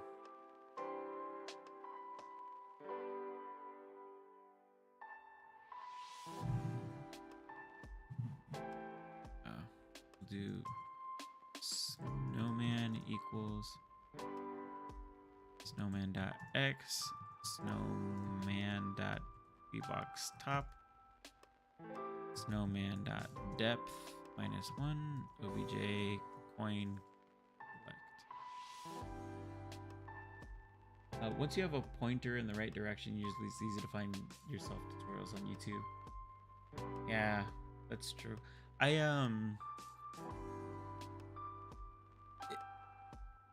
Oh man, the tutorials are so good these days. I learned GameMaker back in a time where it was before Sarah Spalding and before Friendly Cosmonaut, before, you know, Pixelated Pope and all those people that I love so much now. We all just kind of like learned in the forums together, and tutorials are in a really good spot sometimes where it's like, I don't feel guilty not making tutorials but knowing things about GameMaker, because I feel like the knowledge is already out there. I think what GameMaker needs personally, I think a lot of game development engines need this, is I don't know if you all know Brackeys. Brackeys is a excellent YouTube channel that used to be about Unity, but they recently made the switch to being about Godot. But what I really like about Brackeys is when I watch Brackeys, I get excited about making games. I think it's so interesting how into it and passionate, and it seems fun. And I think a lot of people in the GameMaker space are extremely knowledgeable and make wonderful tutorials, but I don't know if it's the same level of like whimsical fun.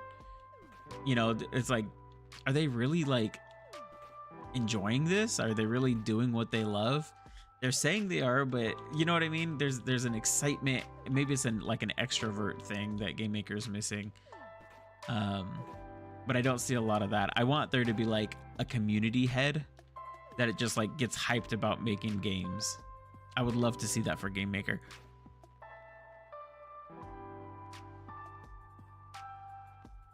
Bradley,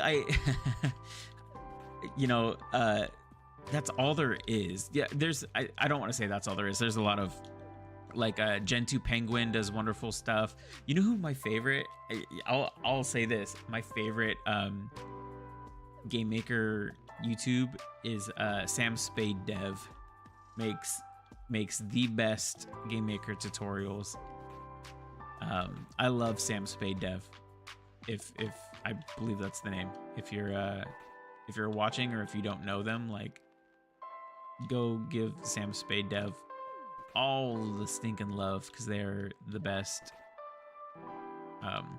Also, my very close second would be Friendly Cosmonaut. Is my, in terms of like which tutorials I would watch all day, those would be my top two. Pixelated Popes, GameMaker commandments are always relevant now, even to this day.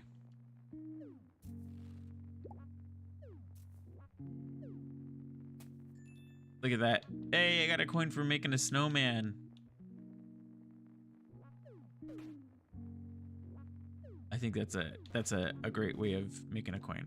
You should get a coin for killing a slime too, right?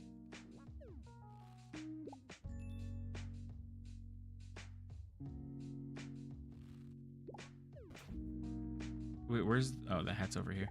I think this is cool because you could either dig up a coin, or you can use the snow and take it together and put a hat on it to get a coin for making a snowman.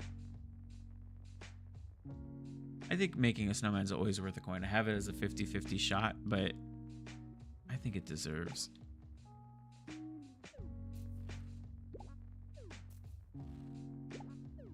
I think, well, you tell me. Like, I have it right now. So there's a 50-50 shot of when you make a snowman, it'll give you a coin. Is making a snowman always worth a coin?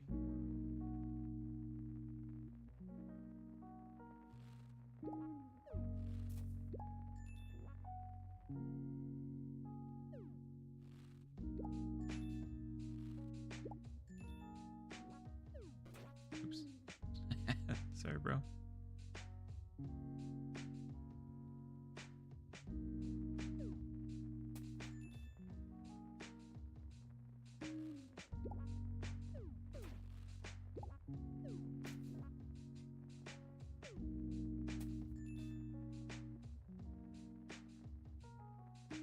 People might not think it gives coins. Yeah, well, here's an interesting. Let's talk about that. So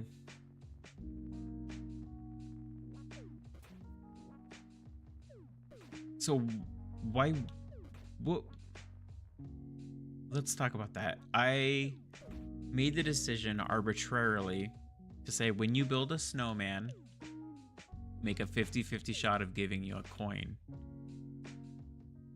Why did I do that? Why did I not just say give a coin when building a snowman? I want to reward the player for using the elements in the level creatively. But why did I make it 50%? I'm not quizzing y'all. I'm actually asking myself, like, why did I make the decision to say it doesn't happen all the time? Maybe because with the snow, when I dig up the snow, I either get a snowball or I get a coin. So maybe my brain was there when I was thinking about the snowman. But I think that's different because when I'm pulling it up, it's like I'm digging, right? You don't always find treasure when you dig. But because they built the snowman, they already did the work. What do coins do for the player? Coins allow me to go back to my machine, my capsule machine, and get new collectibles so I can build the level with. 51% is too much, so I went with 50. See, every time I do this, I use a coin. And the goal of this demo is just to build a cute Christmas village.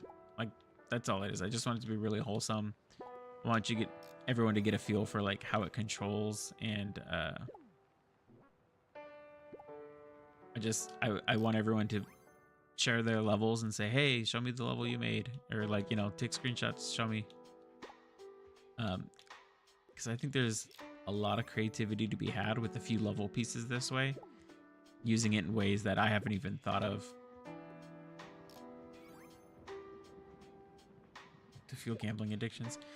You didn't see nothing yet.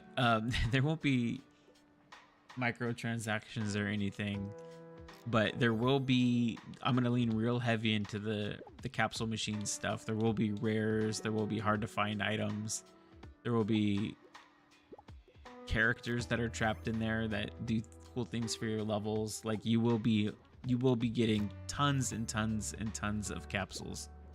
That is for sure.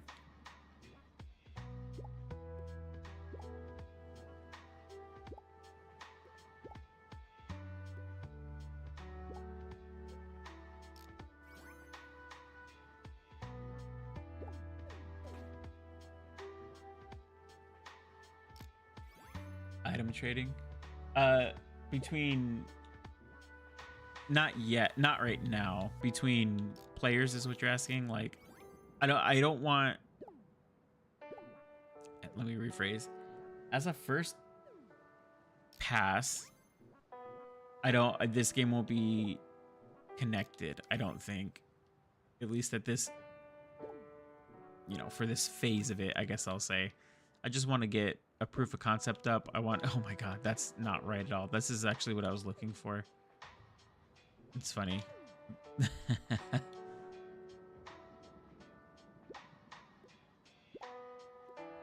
It's a very cool Christmas piece. I'm surprised it took up so long to take, but that huge thing in the... That's not what I needed it to do. So let's fix that right now. Just 5 more spins. Come on, man. Got any tokens?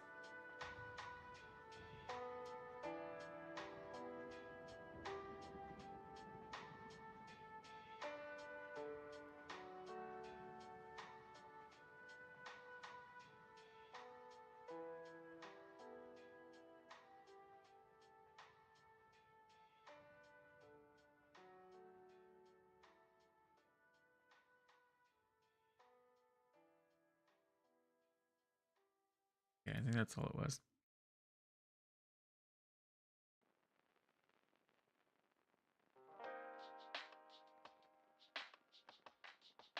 Oh, do I want to save this? I guess not. I don't know.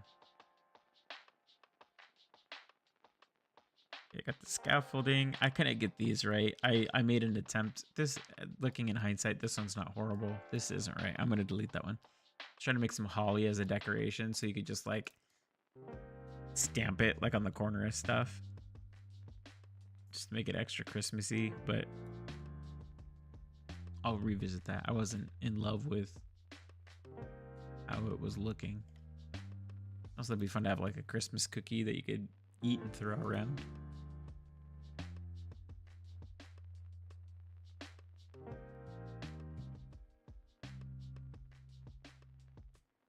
The bell.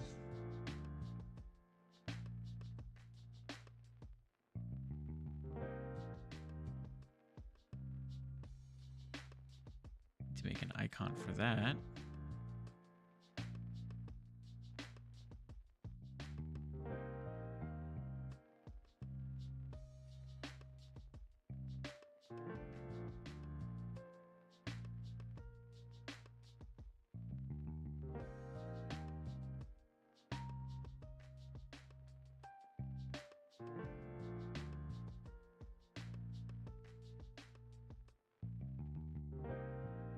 Needs to be narrower angled. Yeah, I think you're right. I was lazy in that, like, what I probably should have done was a 45-degree angle, but instead of like trying to figure out what that would look like with the holly, I think I just forced it as a stiff rotation, and I don't think it worked out. Environment, decor.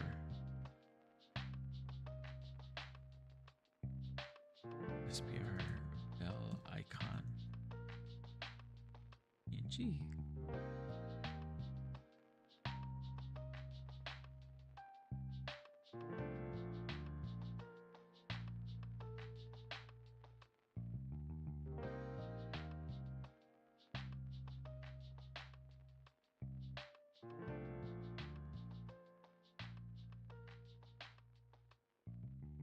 I think there's an SPR mirror. Mary Bell.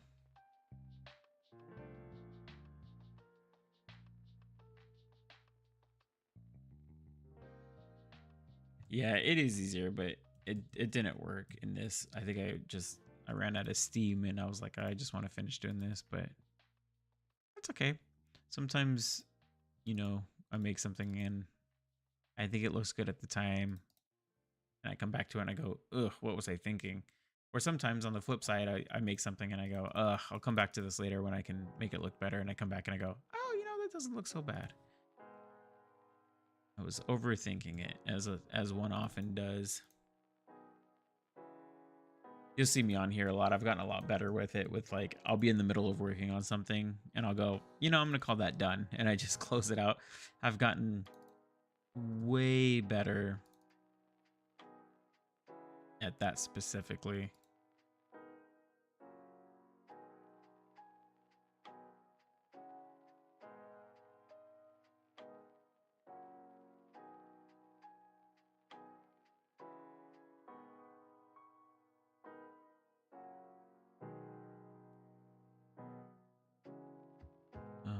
Okay, yeah, so now I have the bell. The bell, the crate.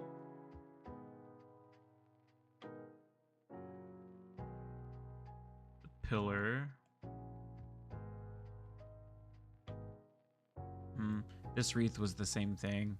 I was working on the wreath and the holly. I was like, I made the bow and I was like, yo, I really love the way the bow turned out. But the rest of it, I was like, not a fan.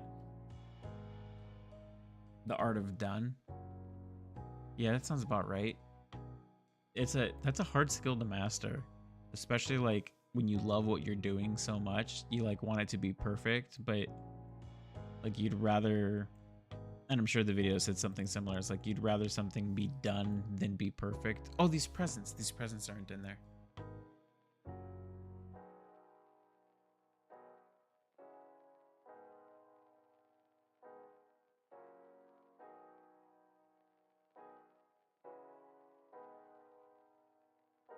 Yeah, I would rather have something available to everybody that I can share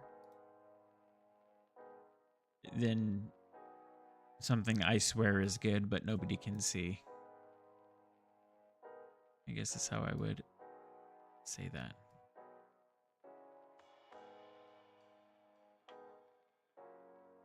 It's perfect. You can't see it. Not ready. It'll never be ready.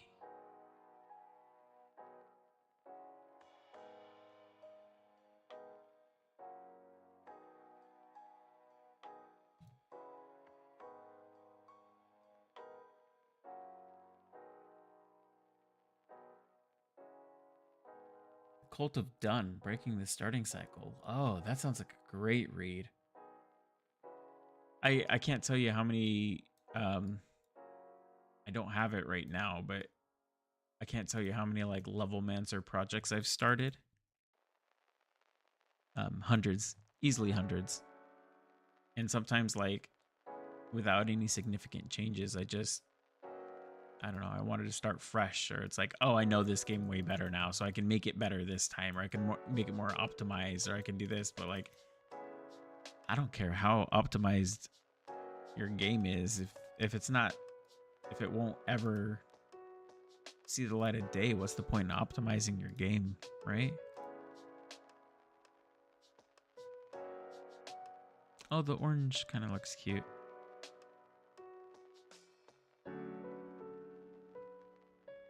But I will make it green to be consistent.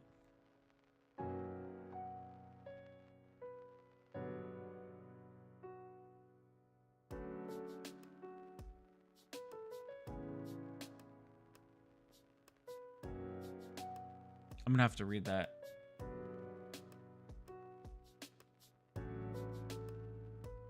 Artist only by talking heads. Ah, you're well read, huh? Do you study up a lot and do a lot of reading on that kind of stuff? That's super cool.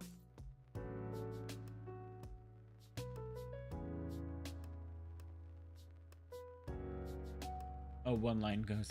It's a song, I guess.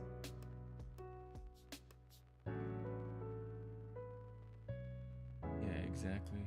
I'm gonna actually make a note for it. The Cult of Dun, Breaking the Starting Cycle. I'd love to do more researching. Like Mark Brown does really good. Like GameMaker's Toolkit does really great talks. I love listening to those essays. Sounds like a book, but it's a video. Oh, cool, cool, cool.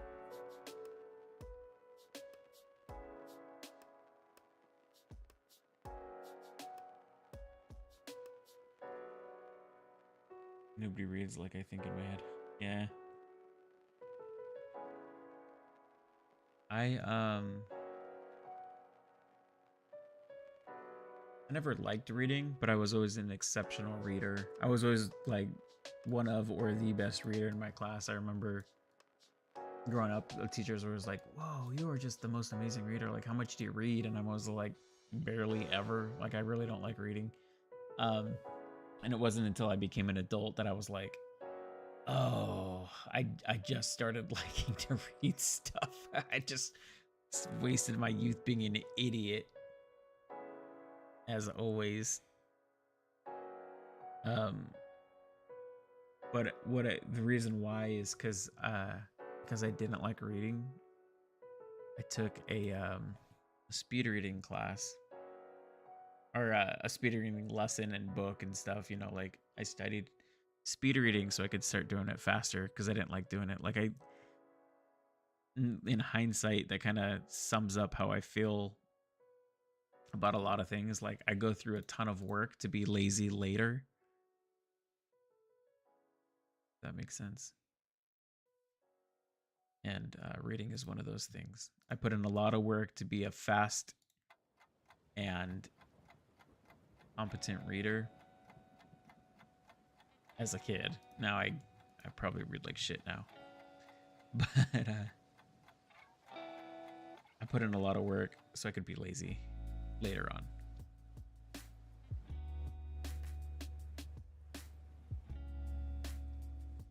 It's hard to read because I'm constantly translating into my talk. That's funny.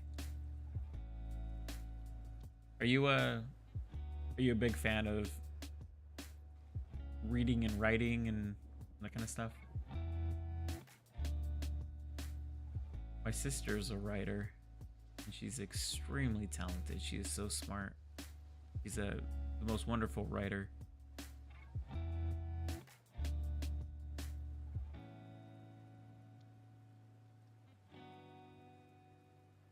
It's kind of an ugly present in hindsight. The blue and yellow. I don't like that very much, but maybe it looks better in game. I don't know. Let's find out.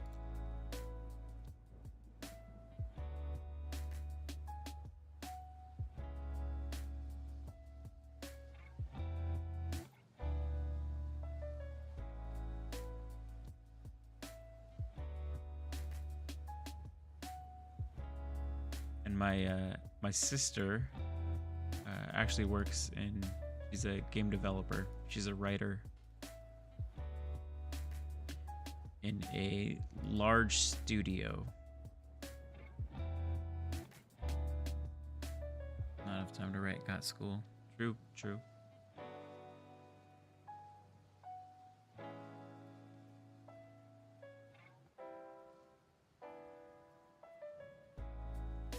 One day, you'll have time to do everything that you want to do eventually, right? Maybe.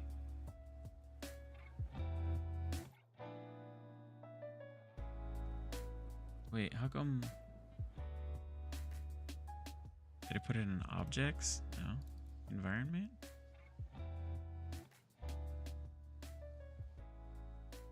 Where are my present icons saved?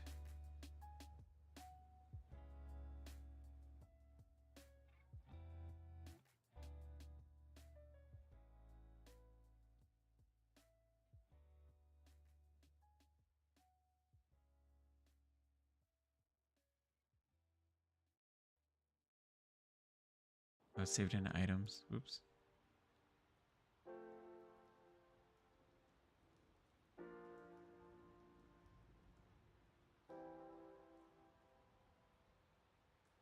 This is confusing because I have like the items version.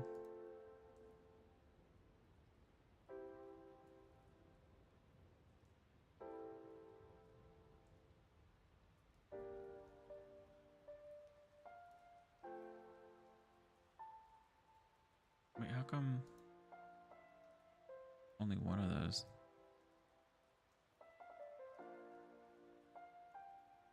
I guess they all wound up in there.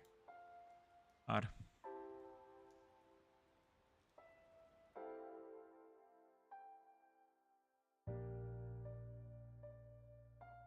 Okay.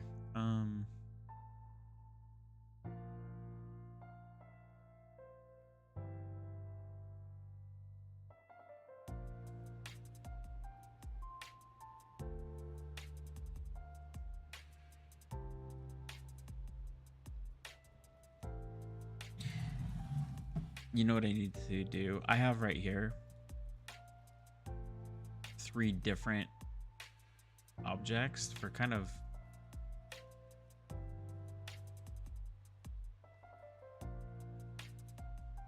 like this doesn't feel good to do. I feel like I need to have like variations of the same thing so that in the future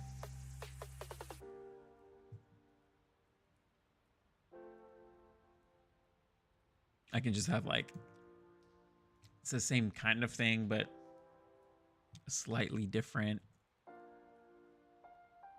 just like a variation of it, slightly different size, maybe different color. Oops. 2, 3. Oops. Ooh, do you see how it like auto selected too? Some like weird stuff.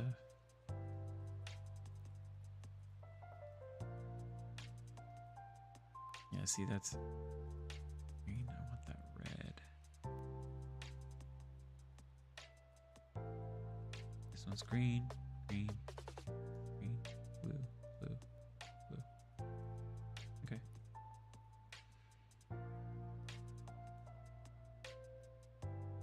About quantifying objective pros statistics to find out what you like. Huh. It's interesting.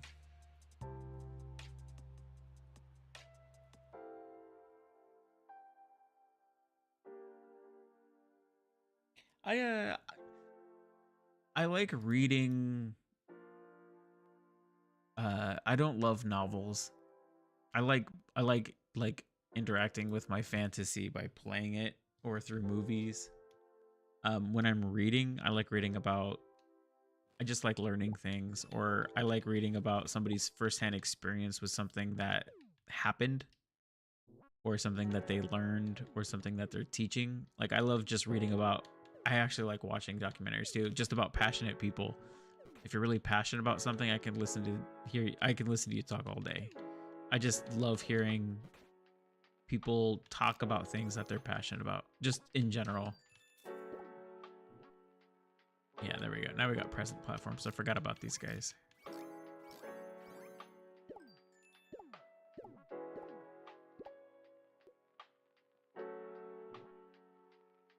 Now I have a feeling I'm gonna get like a ton of these presents though, because there's 3 of them. That's a lot. That's what I mean. Like I think like presents should just be 1 slot.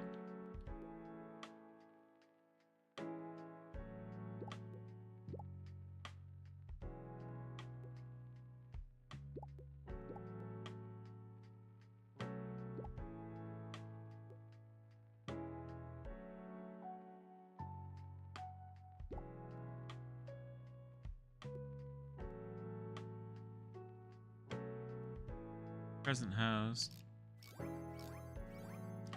If I keep getting these, I'm gonna have to nerf them. Oh, okay.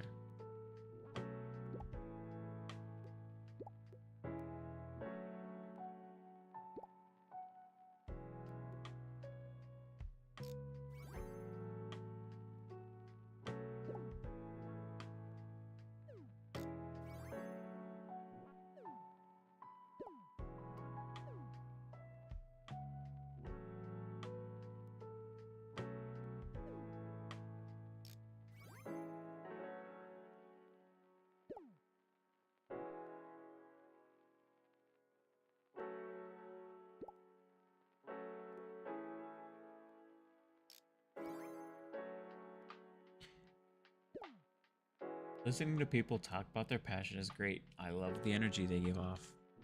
Yeah, people it's just something so like just something so magical about watching like the sparkle in somebody's eyes as they talk about something that they're passionate about. Um I worked a lot of retail in my past. I've hired a lot of individuals, thousands. And the only real part of the interview that I cared about was like asking them like what do they like, as simple as that is. And then they get some kind of, they tell me like, how do you, during an interview they're not going to be like, when I go what do you like, I'll say most, but people aren't going to be like, I love helping people and customer service, and like it's what I'm passionate about. I might say helping people, but it's a different context. It's not like they're passionate about whatever work I'm about to assign them, right? So when I ask them what they like and they're able to talk about it, and I keep asking questions about it, like I love opening people up in that way to talk about things that they want to talk about, because that's really how you can see somebody's personality. Like if they're at their best when talking about the things that they love, that's when I want to see them. I want to see them at their best. Like, give me your personality.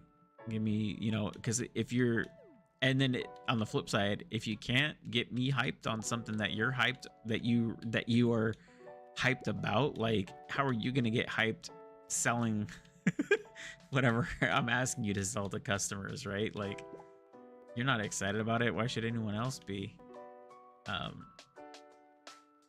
So yeah, I think that's a powerful thing.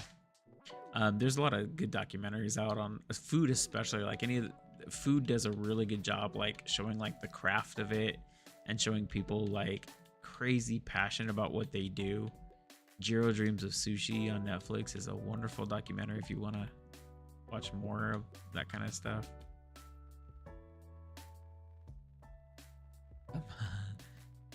I think that was a Chappelle skit, wasn't it? Where he's like, where, what brings you, what brings you to this job? And he was like, well, I'm passionate about frozen yogurt. No, it's because I need a job.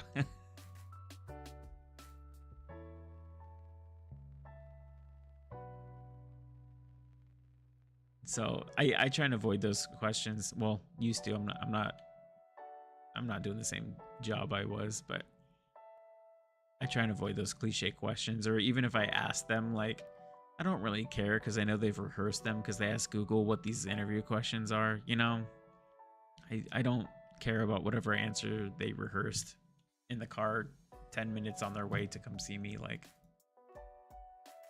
so if you just have a conversation on their terms and get to know people, like, you really find the passionate leaders, get to know what people stand for when they talk about the things they want to talk to me about. And then I let them talk because I love to listen. Technical interviews, no. I did very, like, I'll say entry level, but I was hiring managers and stuff, but it was for retail positions, like at a mall, buying and selling merchandise. I've done technical interviews. I haven't conducted technical interviews, but I've done them with GameMaker stuff. I do contract work here and there with GameMaker, and not too often, but sometimes they've asked me to do technical things during the interview.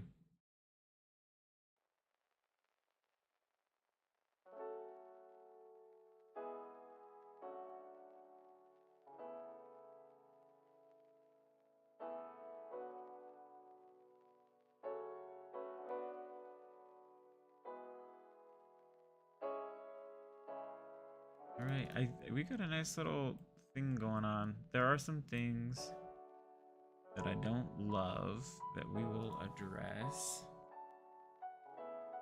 So first things first, because in the sake of keeping things tidy, let's go in here. I think there was already a coin. Oh. Packages? Oh yeah, that's different. Presents.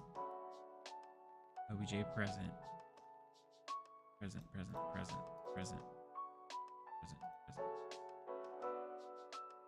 Now this is misleading because some of these are items and some of these are platforms. I'm gonna just roll with it for now though.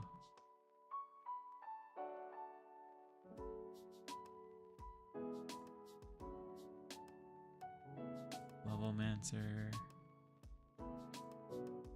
I'm gonna put them with... No, don't... No, I don't know what I'm doing.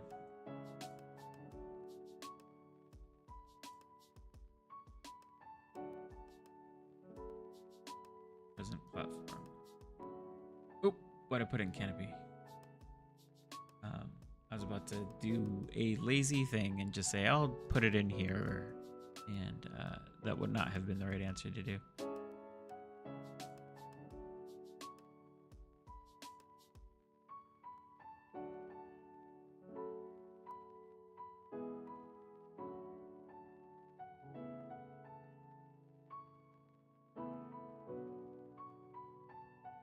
This is an item. These item.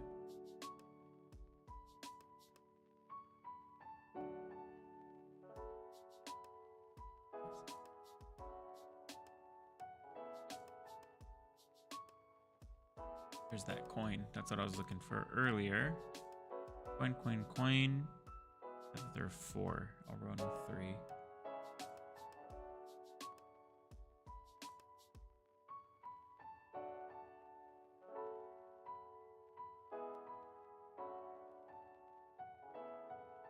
I'm gonna do a couple things here. I'm gonna do one for fruit,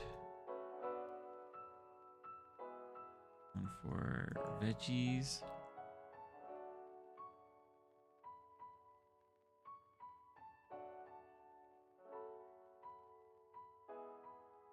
carrot goes in there.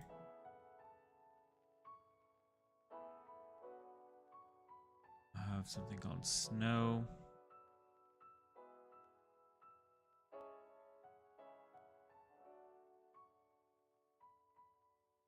And this I think will be under effects.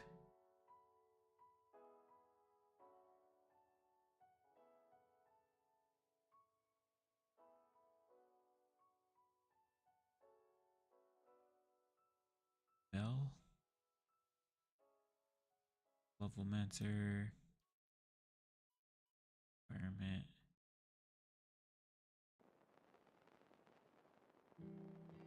Decor. But why did I open it?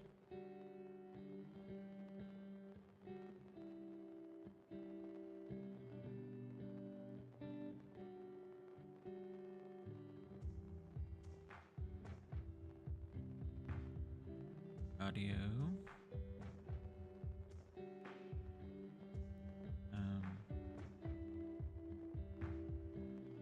This for now. Let's do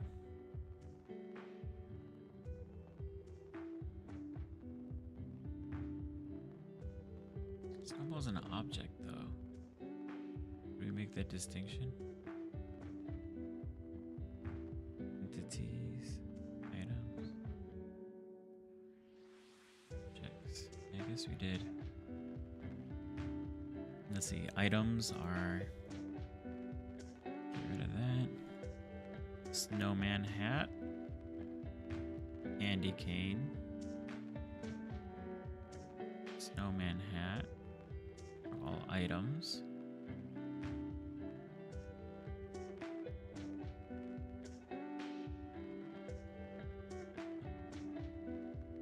Snowman is a character. Sorry, I know this is boring. Just needs to be done.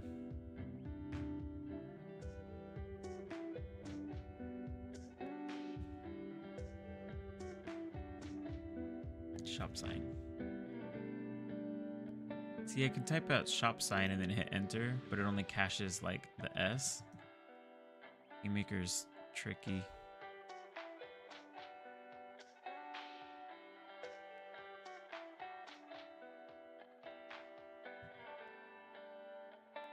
Filler.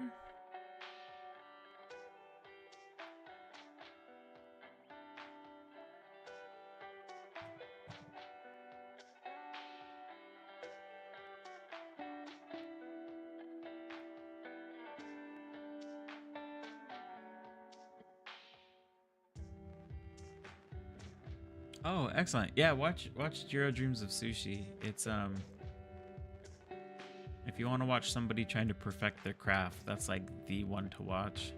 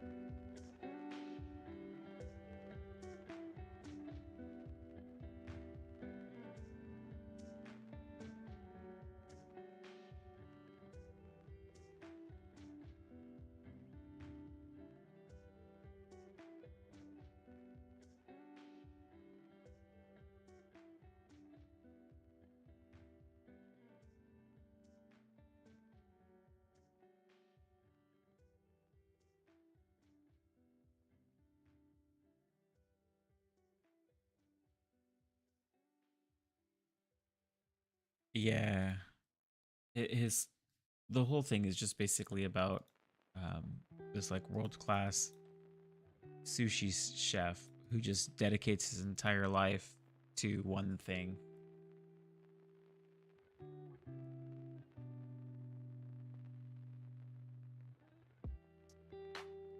At any cost. I mean, I like that they go over, like, they don't try and glaze over the fact that they're like, you know, he's not the most fantastic father or husband. Like, he's gone all the time.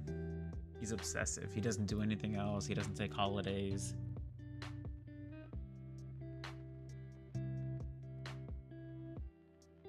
Yeah, that can be.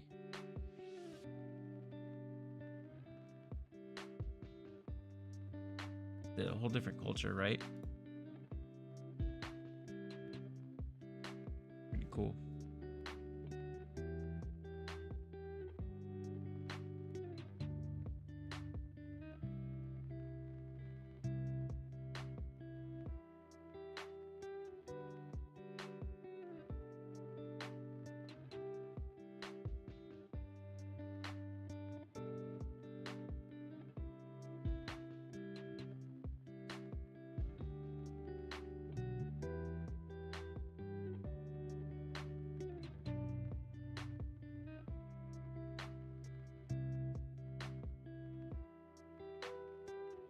Do I really not have a spot for backgrounds? I do.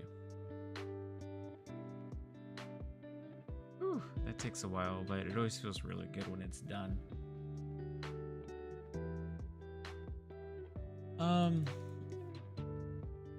Sandvich, your question is, will you publish Levelmancer by yourself, or would you like to work with a publisher? Let me answer this a few ways and be totally unsatisfying. I will likely publish this by myself. I imagine in my head this will be like an ongoing project that'll never be finished. And I'm sure somewhere along the way, like, I'll release it and you could buy Levelmancer and it's just kind of like always in production. I think the nature of it would be super cool to have, like, you know, this holiday or this Halloween, you know, 3 new Halloween platforms were added, 6 new items, and this were added. Like, it's a constant thing that's always being worked on. So it's just kind of like drip feeding content. It's not really like, oh, that game released and you can buy it and that's that. I would love to always just add to it. I think it'd be so cool to do a stream like we're doing right now and be like, oh, I'm working on the content for next month's release. That'll be added to Levelmancer, you know? And so I just want to get it to a point where it's self-sufficient. Would I like to work with a publisher? Yeah, sure. Why not? I just don't have the time. So, like, if they're like, oh, I need deadlines, like, deadlines are an automatic no-go for me, only because I can't commit to them. I'm at a really busy time in my life right now. I've got 3 kids actively involved in a lot of activities. I don't have, the only free time I have is right before bed. Like, I lose out on my sleep because I'm streaming. I'm just not at a place right now where I can comfortably commit to deadlines or solid times to work on something when money's at stake for someone else. So because of that, yeah, I'll be publishing by myself. Would I like to work with a publisher? Yes, but under different circumstances. My dream is to have a team of game developers. I would like one sound guy. I would do art and code, and then possibly another coder or artist, or it would be great if there was another split coder artist in that other spot. For a project, I don't know if I'd want to do art or code. I think I'd be leaning towards code, to be honest with you. That's why your avatar looks tired. I was hoping you're just in a vastly different time zone. No, I'm in the United States. Yeah, I'm chronically tired, essentially.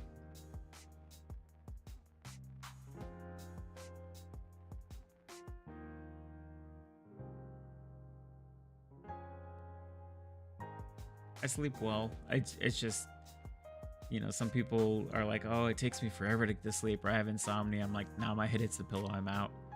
It's just having the time. I have to say, do I want to do game development today, or do I want to go to sleep? And that's literally the decision that I have to make. Tonight, and the reason why too I don't get on earlier is my youngest is 4. He still gets put to bed and all that stuff. So 9 times out of 10, if I'm putting him to bed, like I fall asleep in his bed with him, or rather, just I fall asleep on him. You know, he's tucked in his bed, and I just fall asleep hovered over him. And I usually fall asleep in there for an hour or 2, and then I come out and get on the computer and stream. Like right now, it's almost midnight, but my work starts at 5:30 in the morning, so I'm probably looking at, 5 hours of sleep. I work from home, so there's no commute.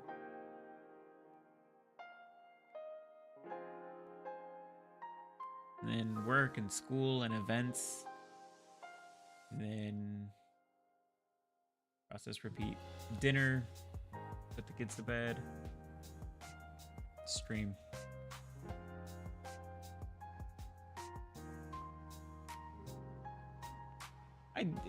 So that's essentially the reason why I can't do every night though, is because some nights I'm like, I need a sleep night. It's like every third or fourth day I'll try and sleep for like 12 hours.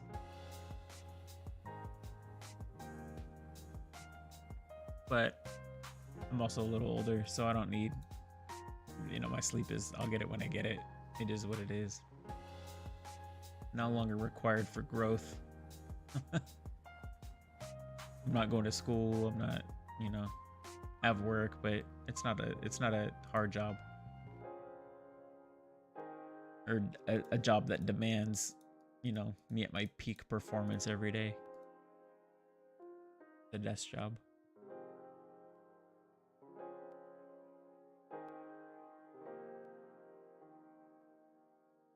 I need a sleep night.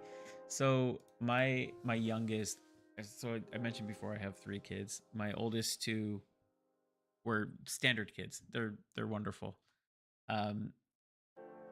Easy as hell to raise. They slept, they took naps, they it was just pretty textbook stuff. I mean, they weren't particularly fantastic and they weren't particularly horrible. They were just middle of the road. Yeah, the kids they were kids. All kids are hard to raise. But pretty standard stuff. And then we had the youngest, and it's been an adventure. The kid hates sleep, has always hated sleep. As in, you always think of like, oh, babies sleep all day, infants sleep all day. This kid never slept, hated sleep, never ever. Like some days, just even as an infant, like would not nap. It was the most insane thing. Wild, wild, wild. And just never really took off with it. But for a long time, Mom and I were just exhausted. We were so tired. I mean, there were some nights I was sleeping anywhere between 30 minutes and an hour. Like, just would not sleep all night, just screaming all night long. Just would not sleep. And yes, like we saw doctors and did all sorts of stuff, and it's just kind of hang in there. But we actually went to doctors after who said we were clinically sleep deprived, and they were concerned that it would affect our decision making and that kind of stuff. It was pretty wild, but we've gotten to a point where we can sleep again, which is great. So I guess that all is to say is choosing a smaller night of sleep to do game dev is a privilege compared to where we were 3 years ago. In your opinion, is it better to try and fit your passion into your job or just get a desk job and do your passion on the side? In my opinion,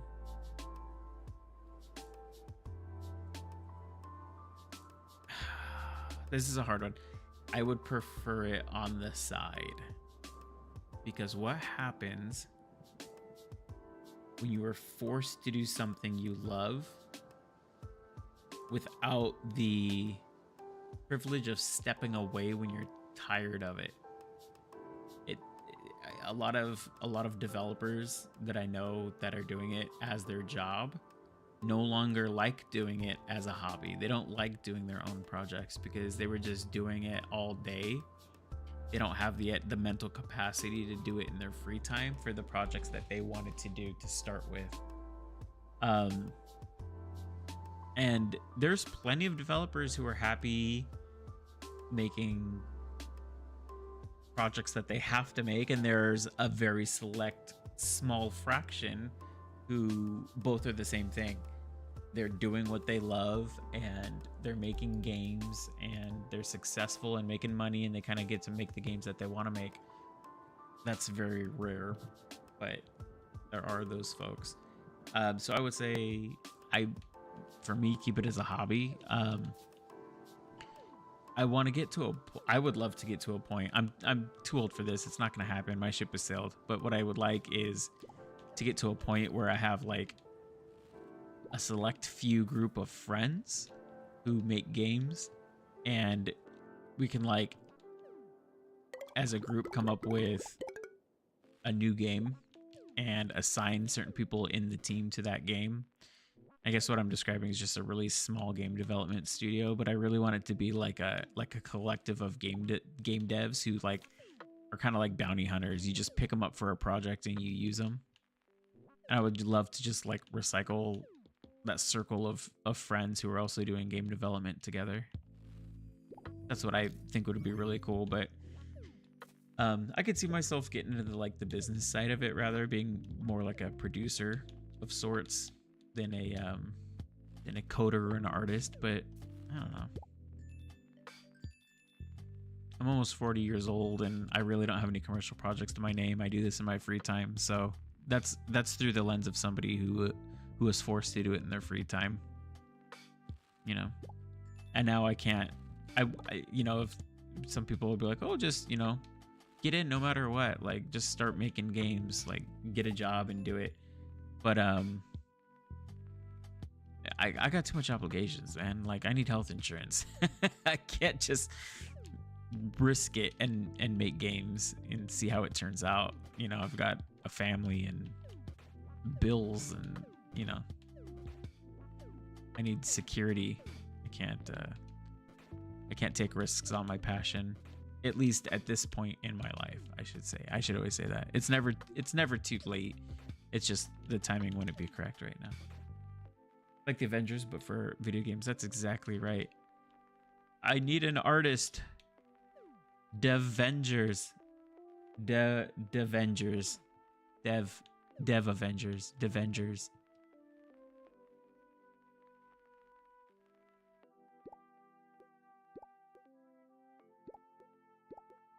I read that Colonel Sanders didn't start KFC until he was like in his 60s. And it sounds like such a silly fact, but that's inspiring as hell. That's so cool. I would love to like retire and then do my life's work. That'd be so cool.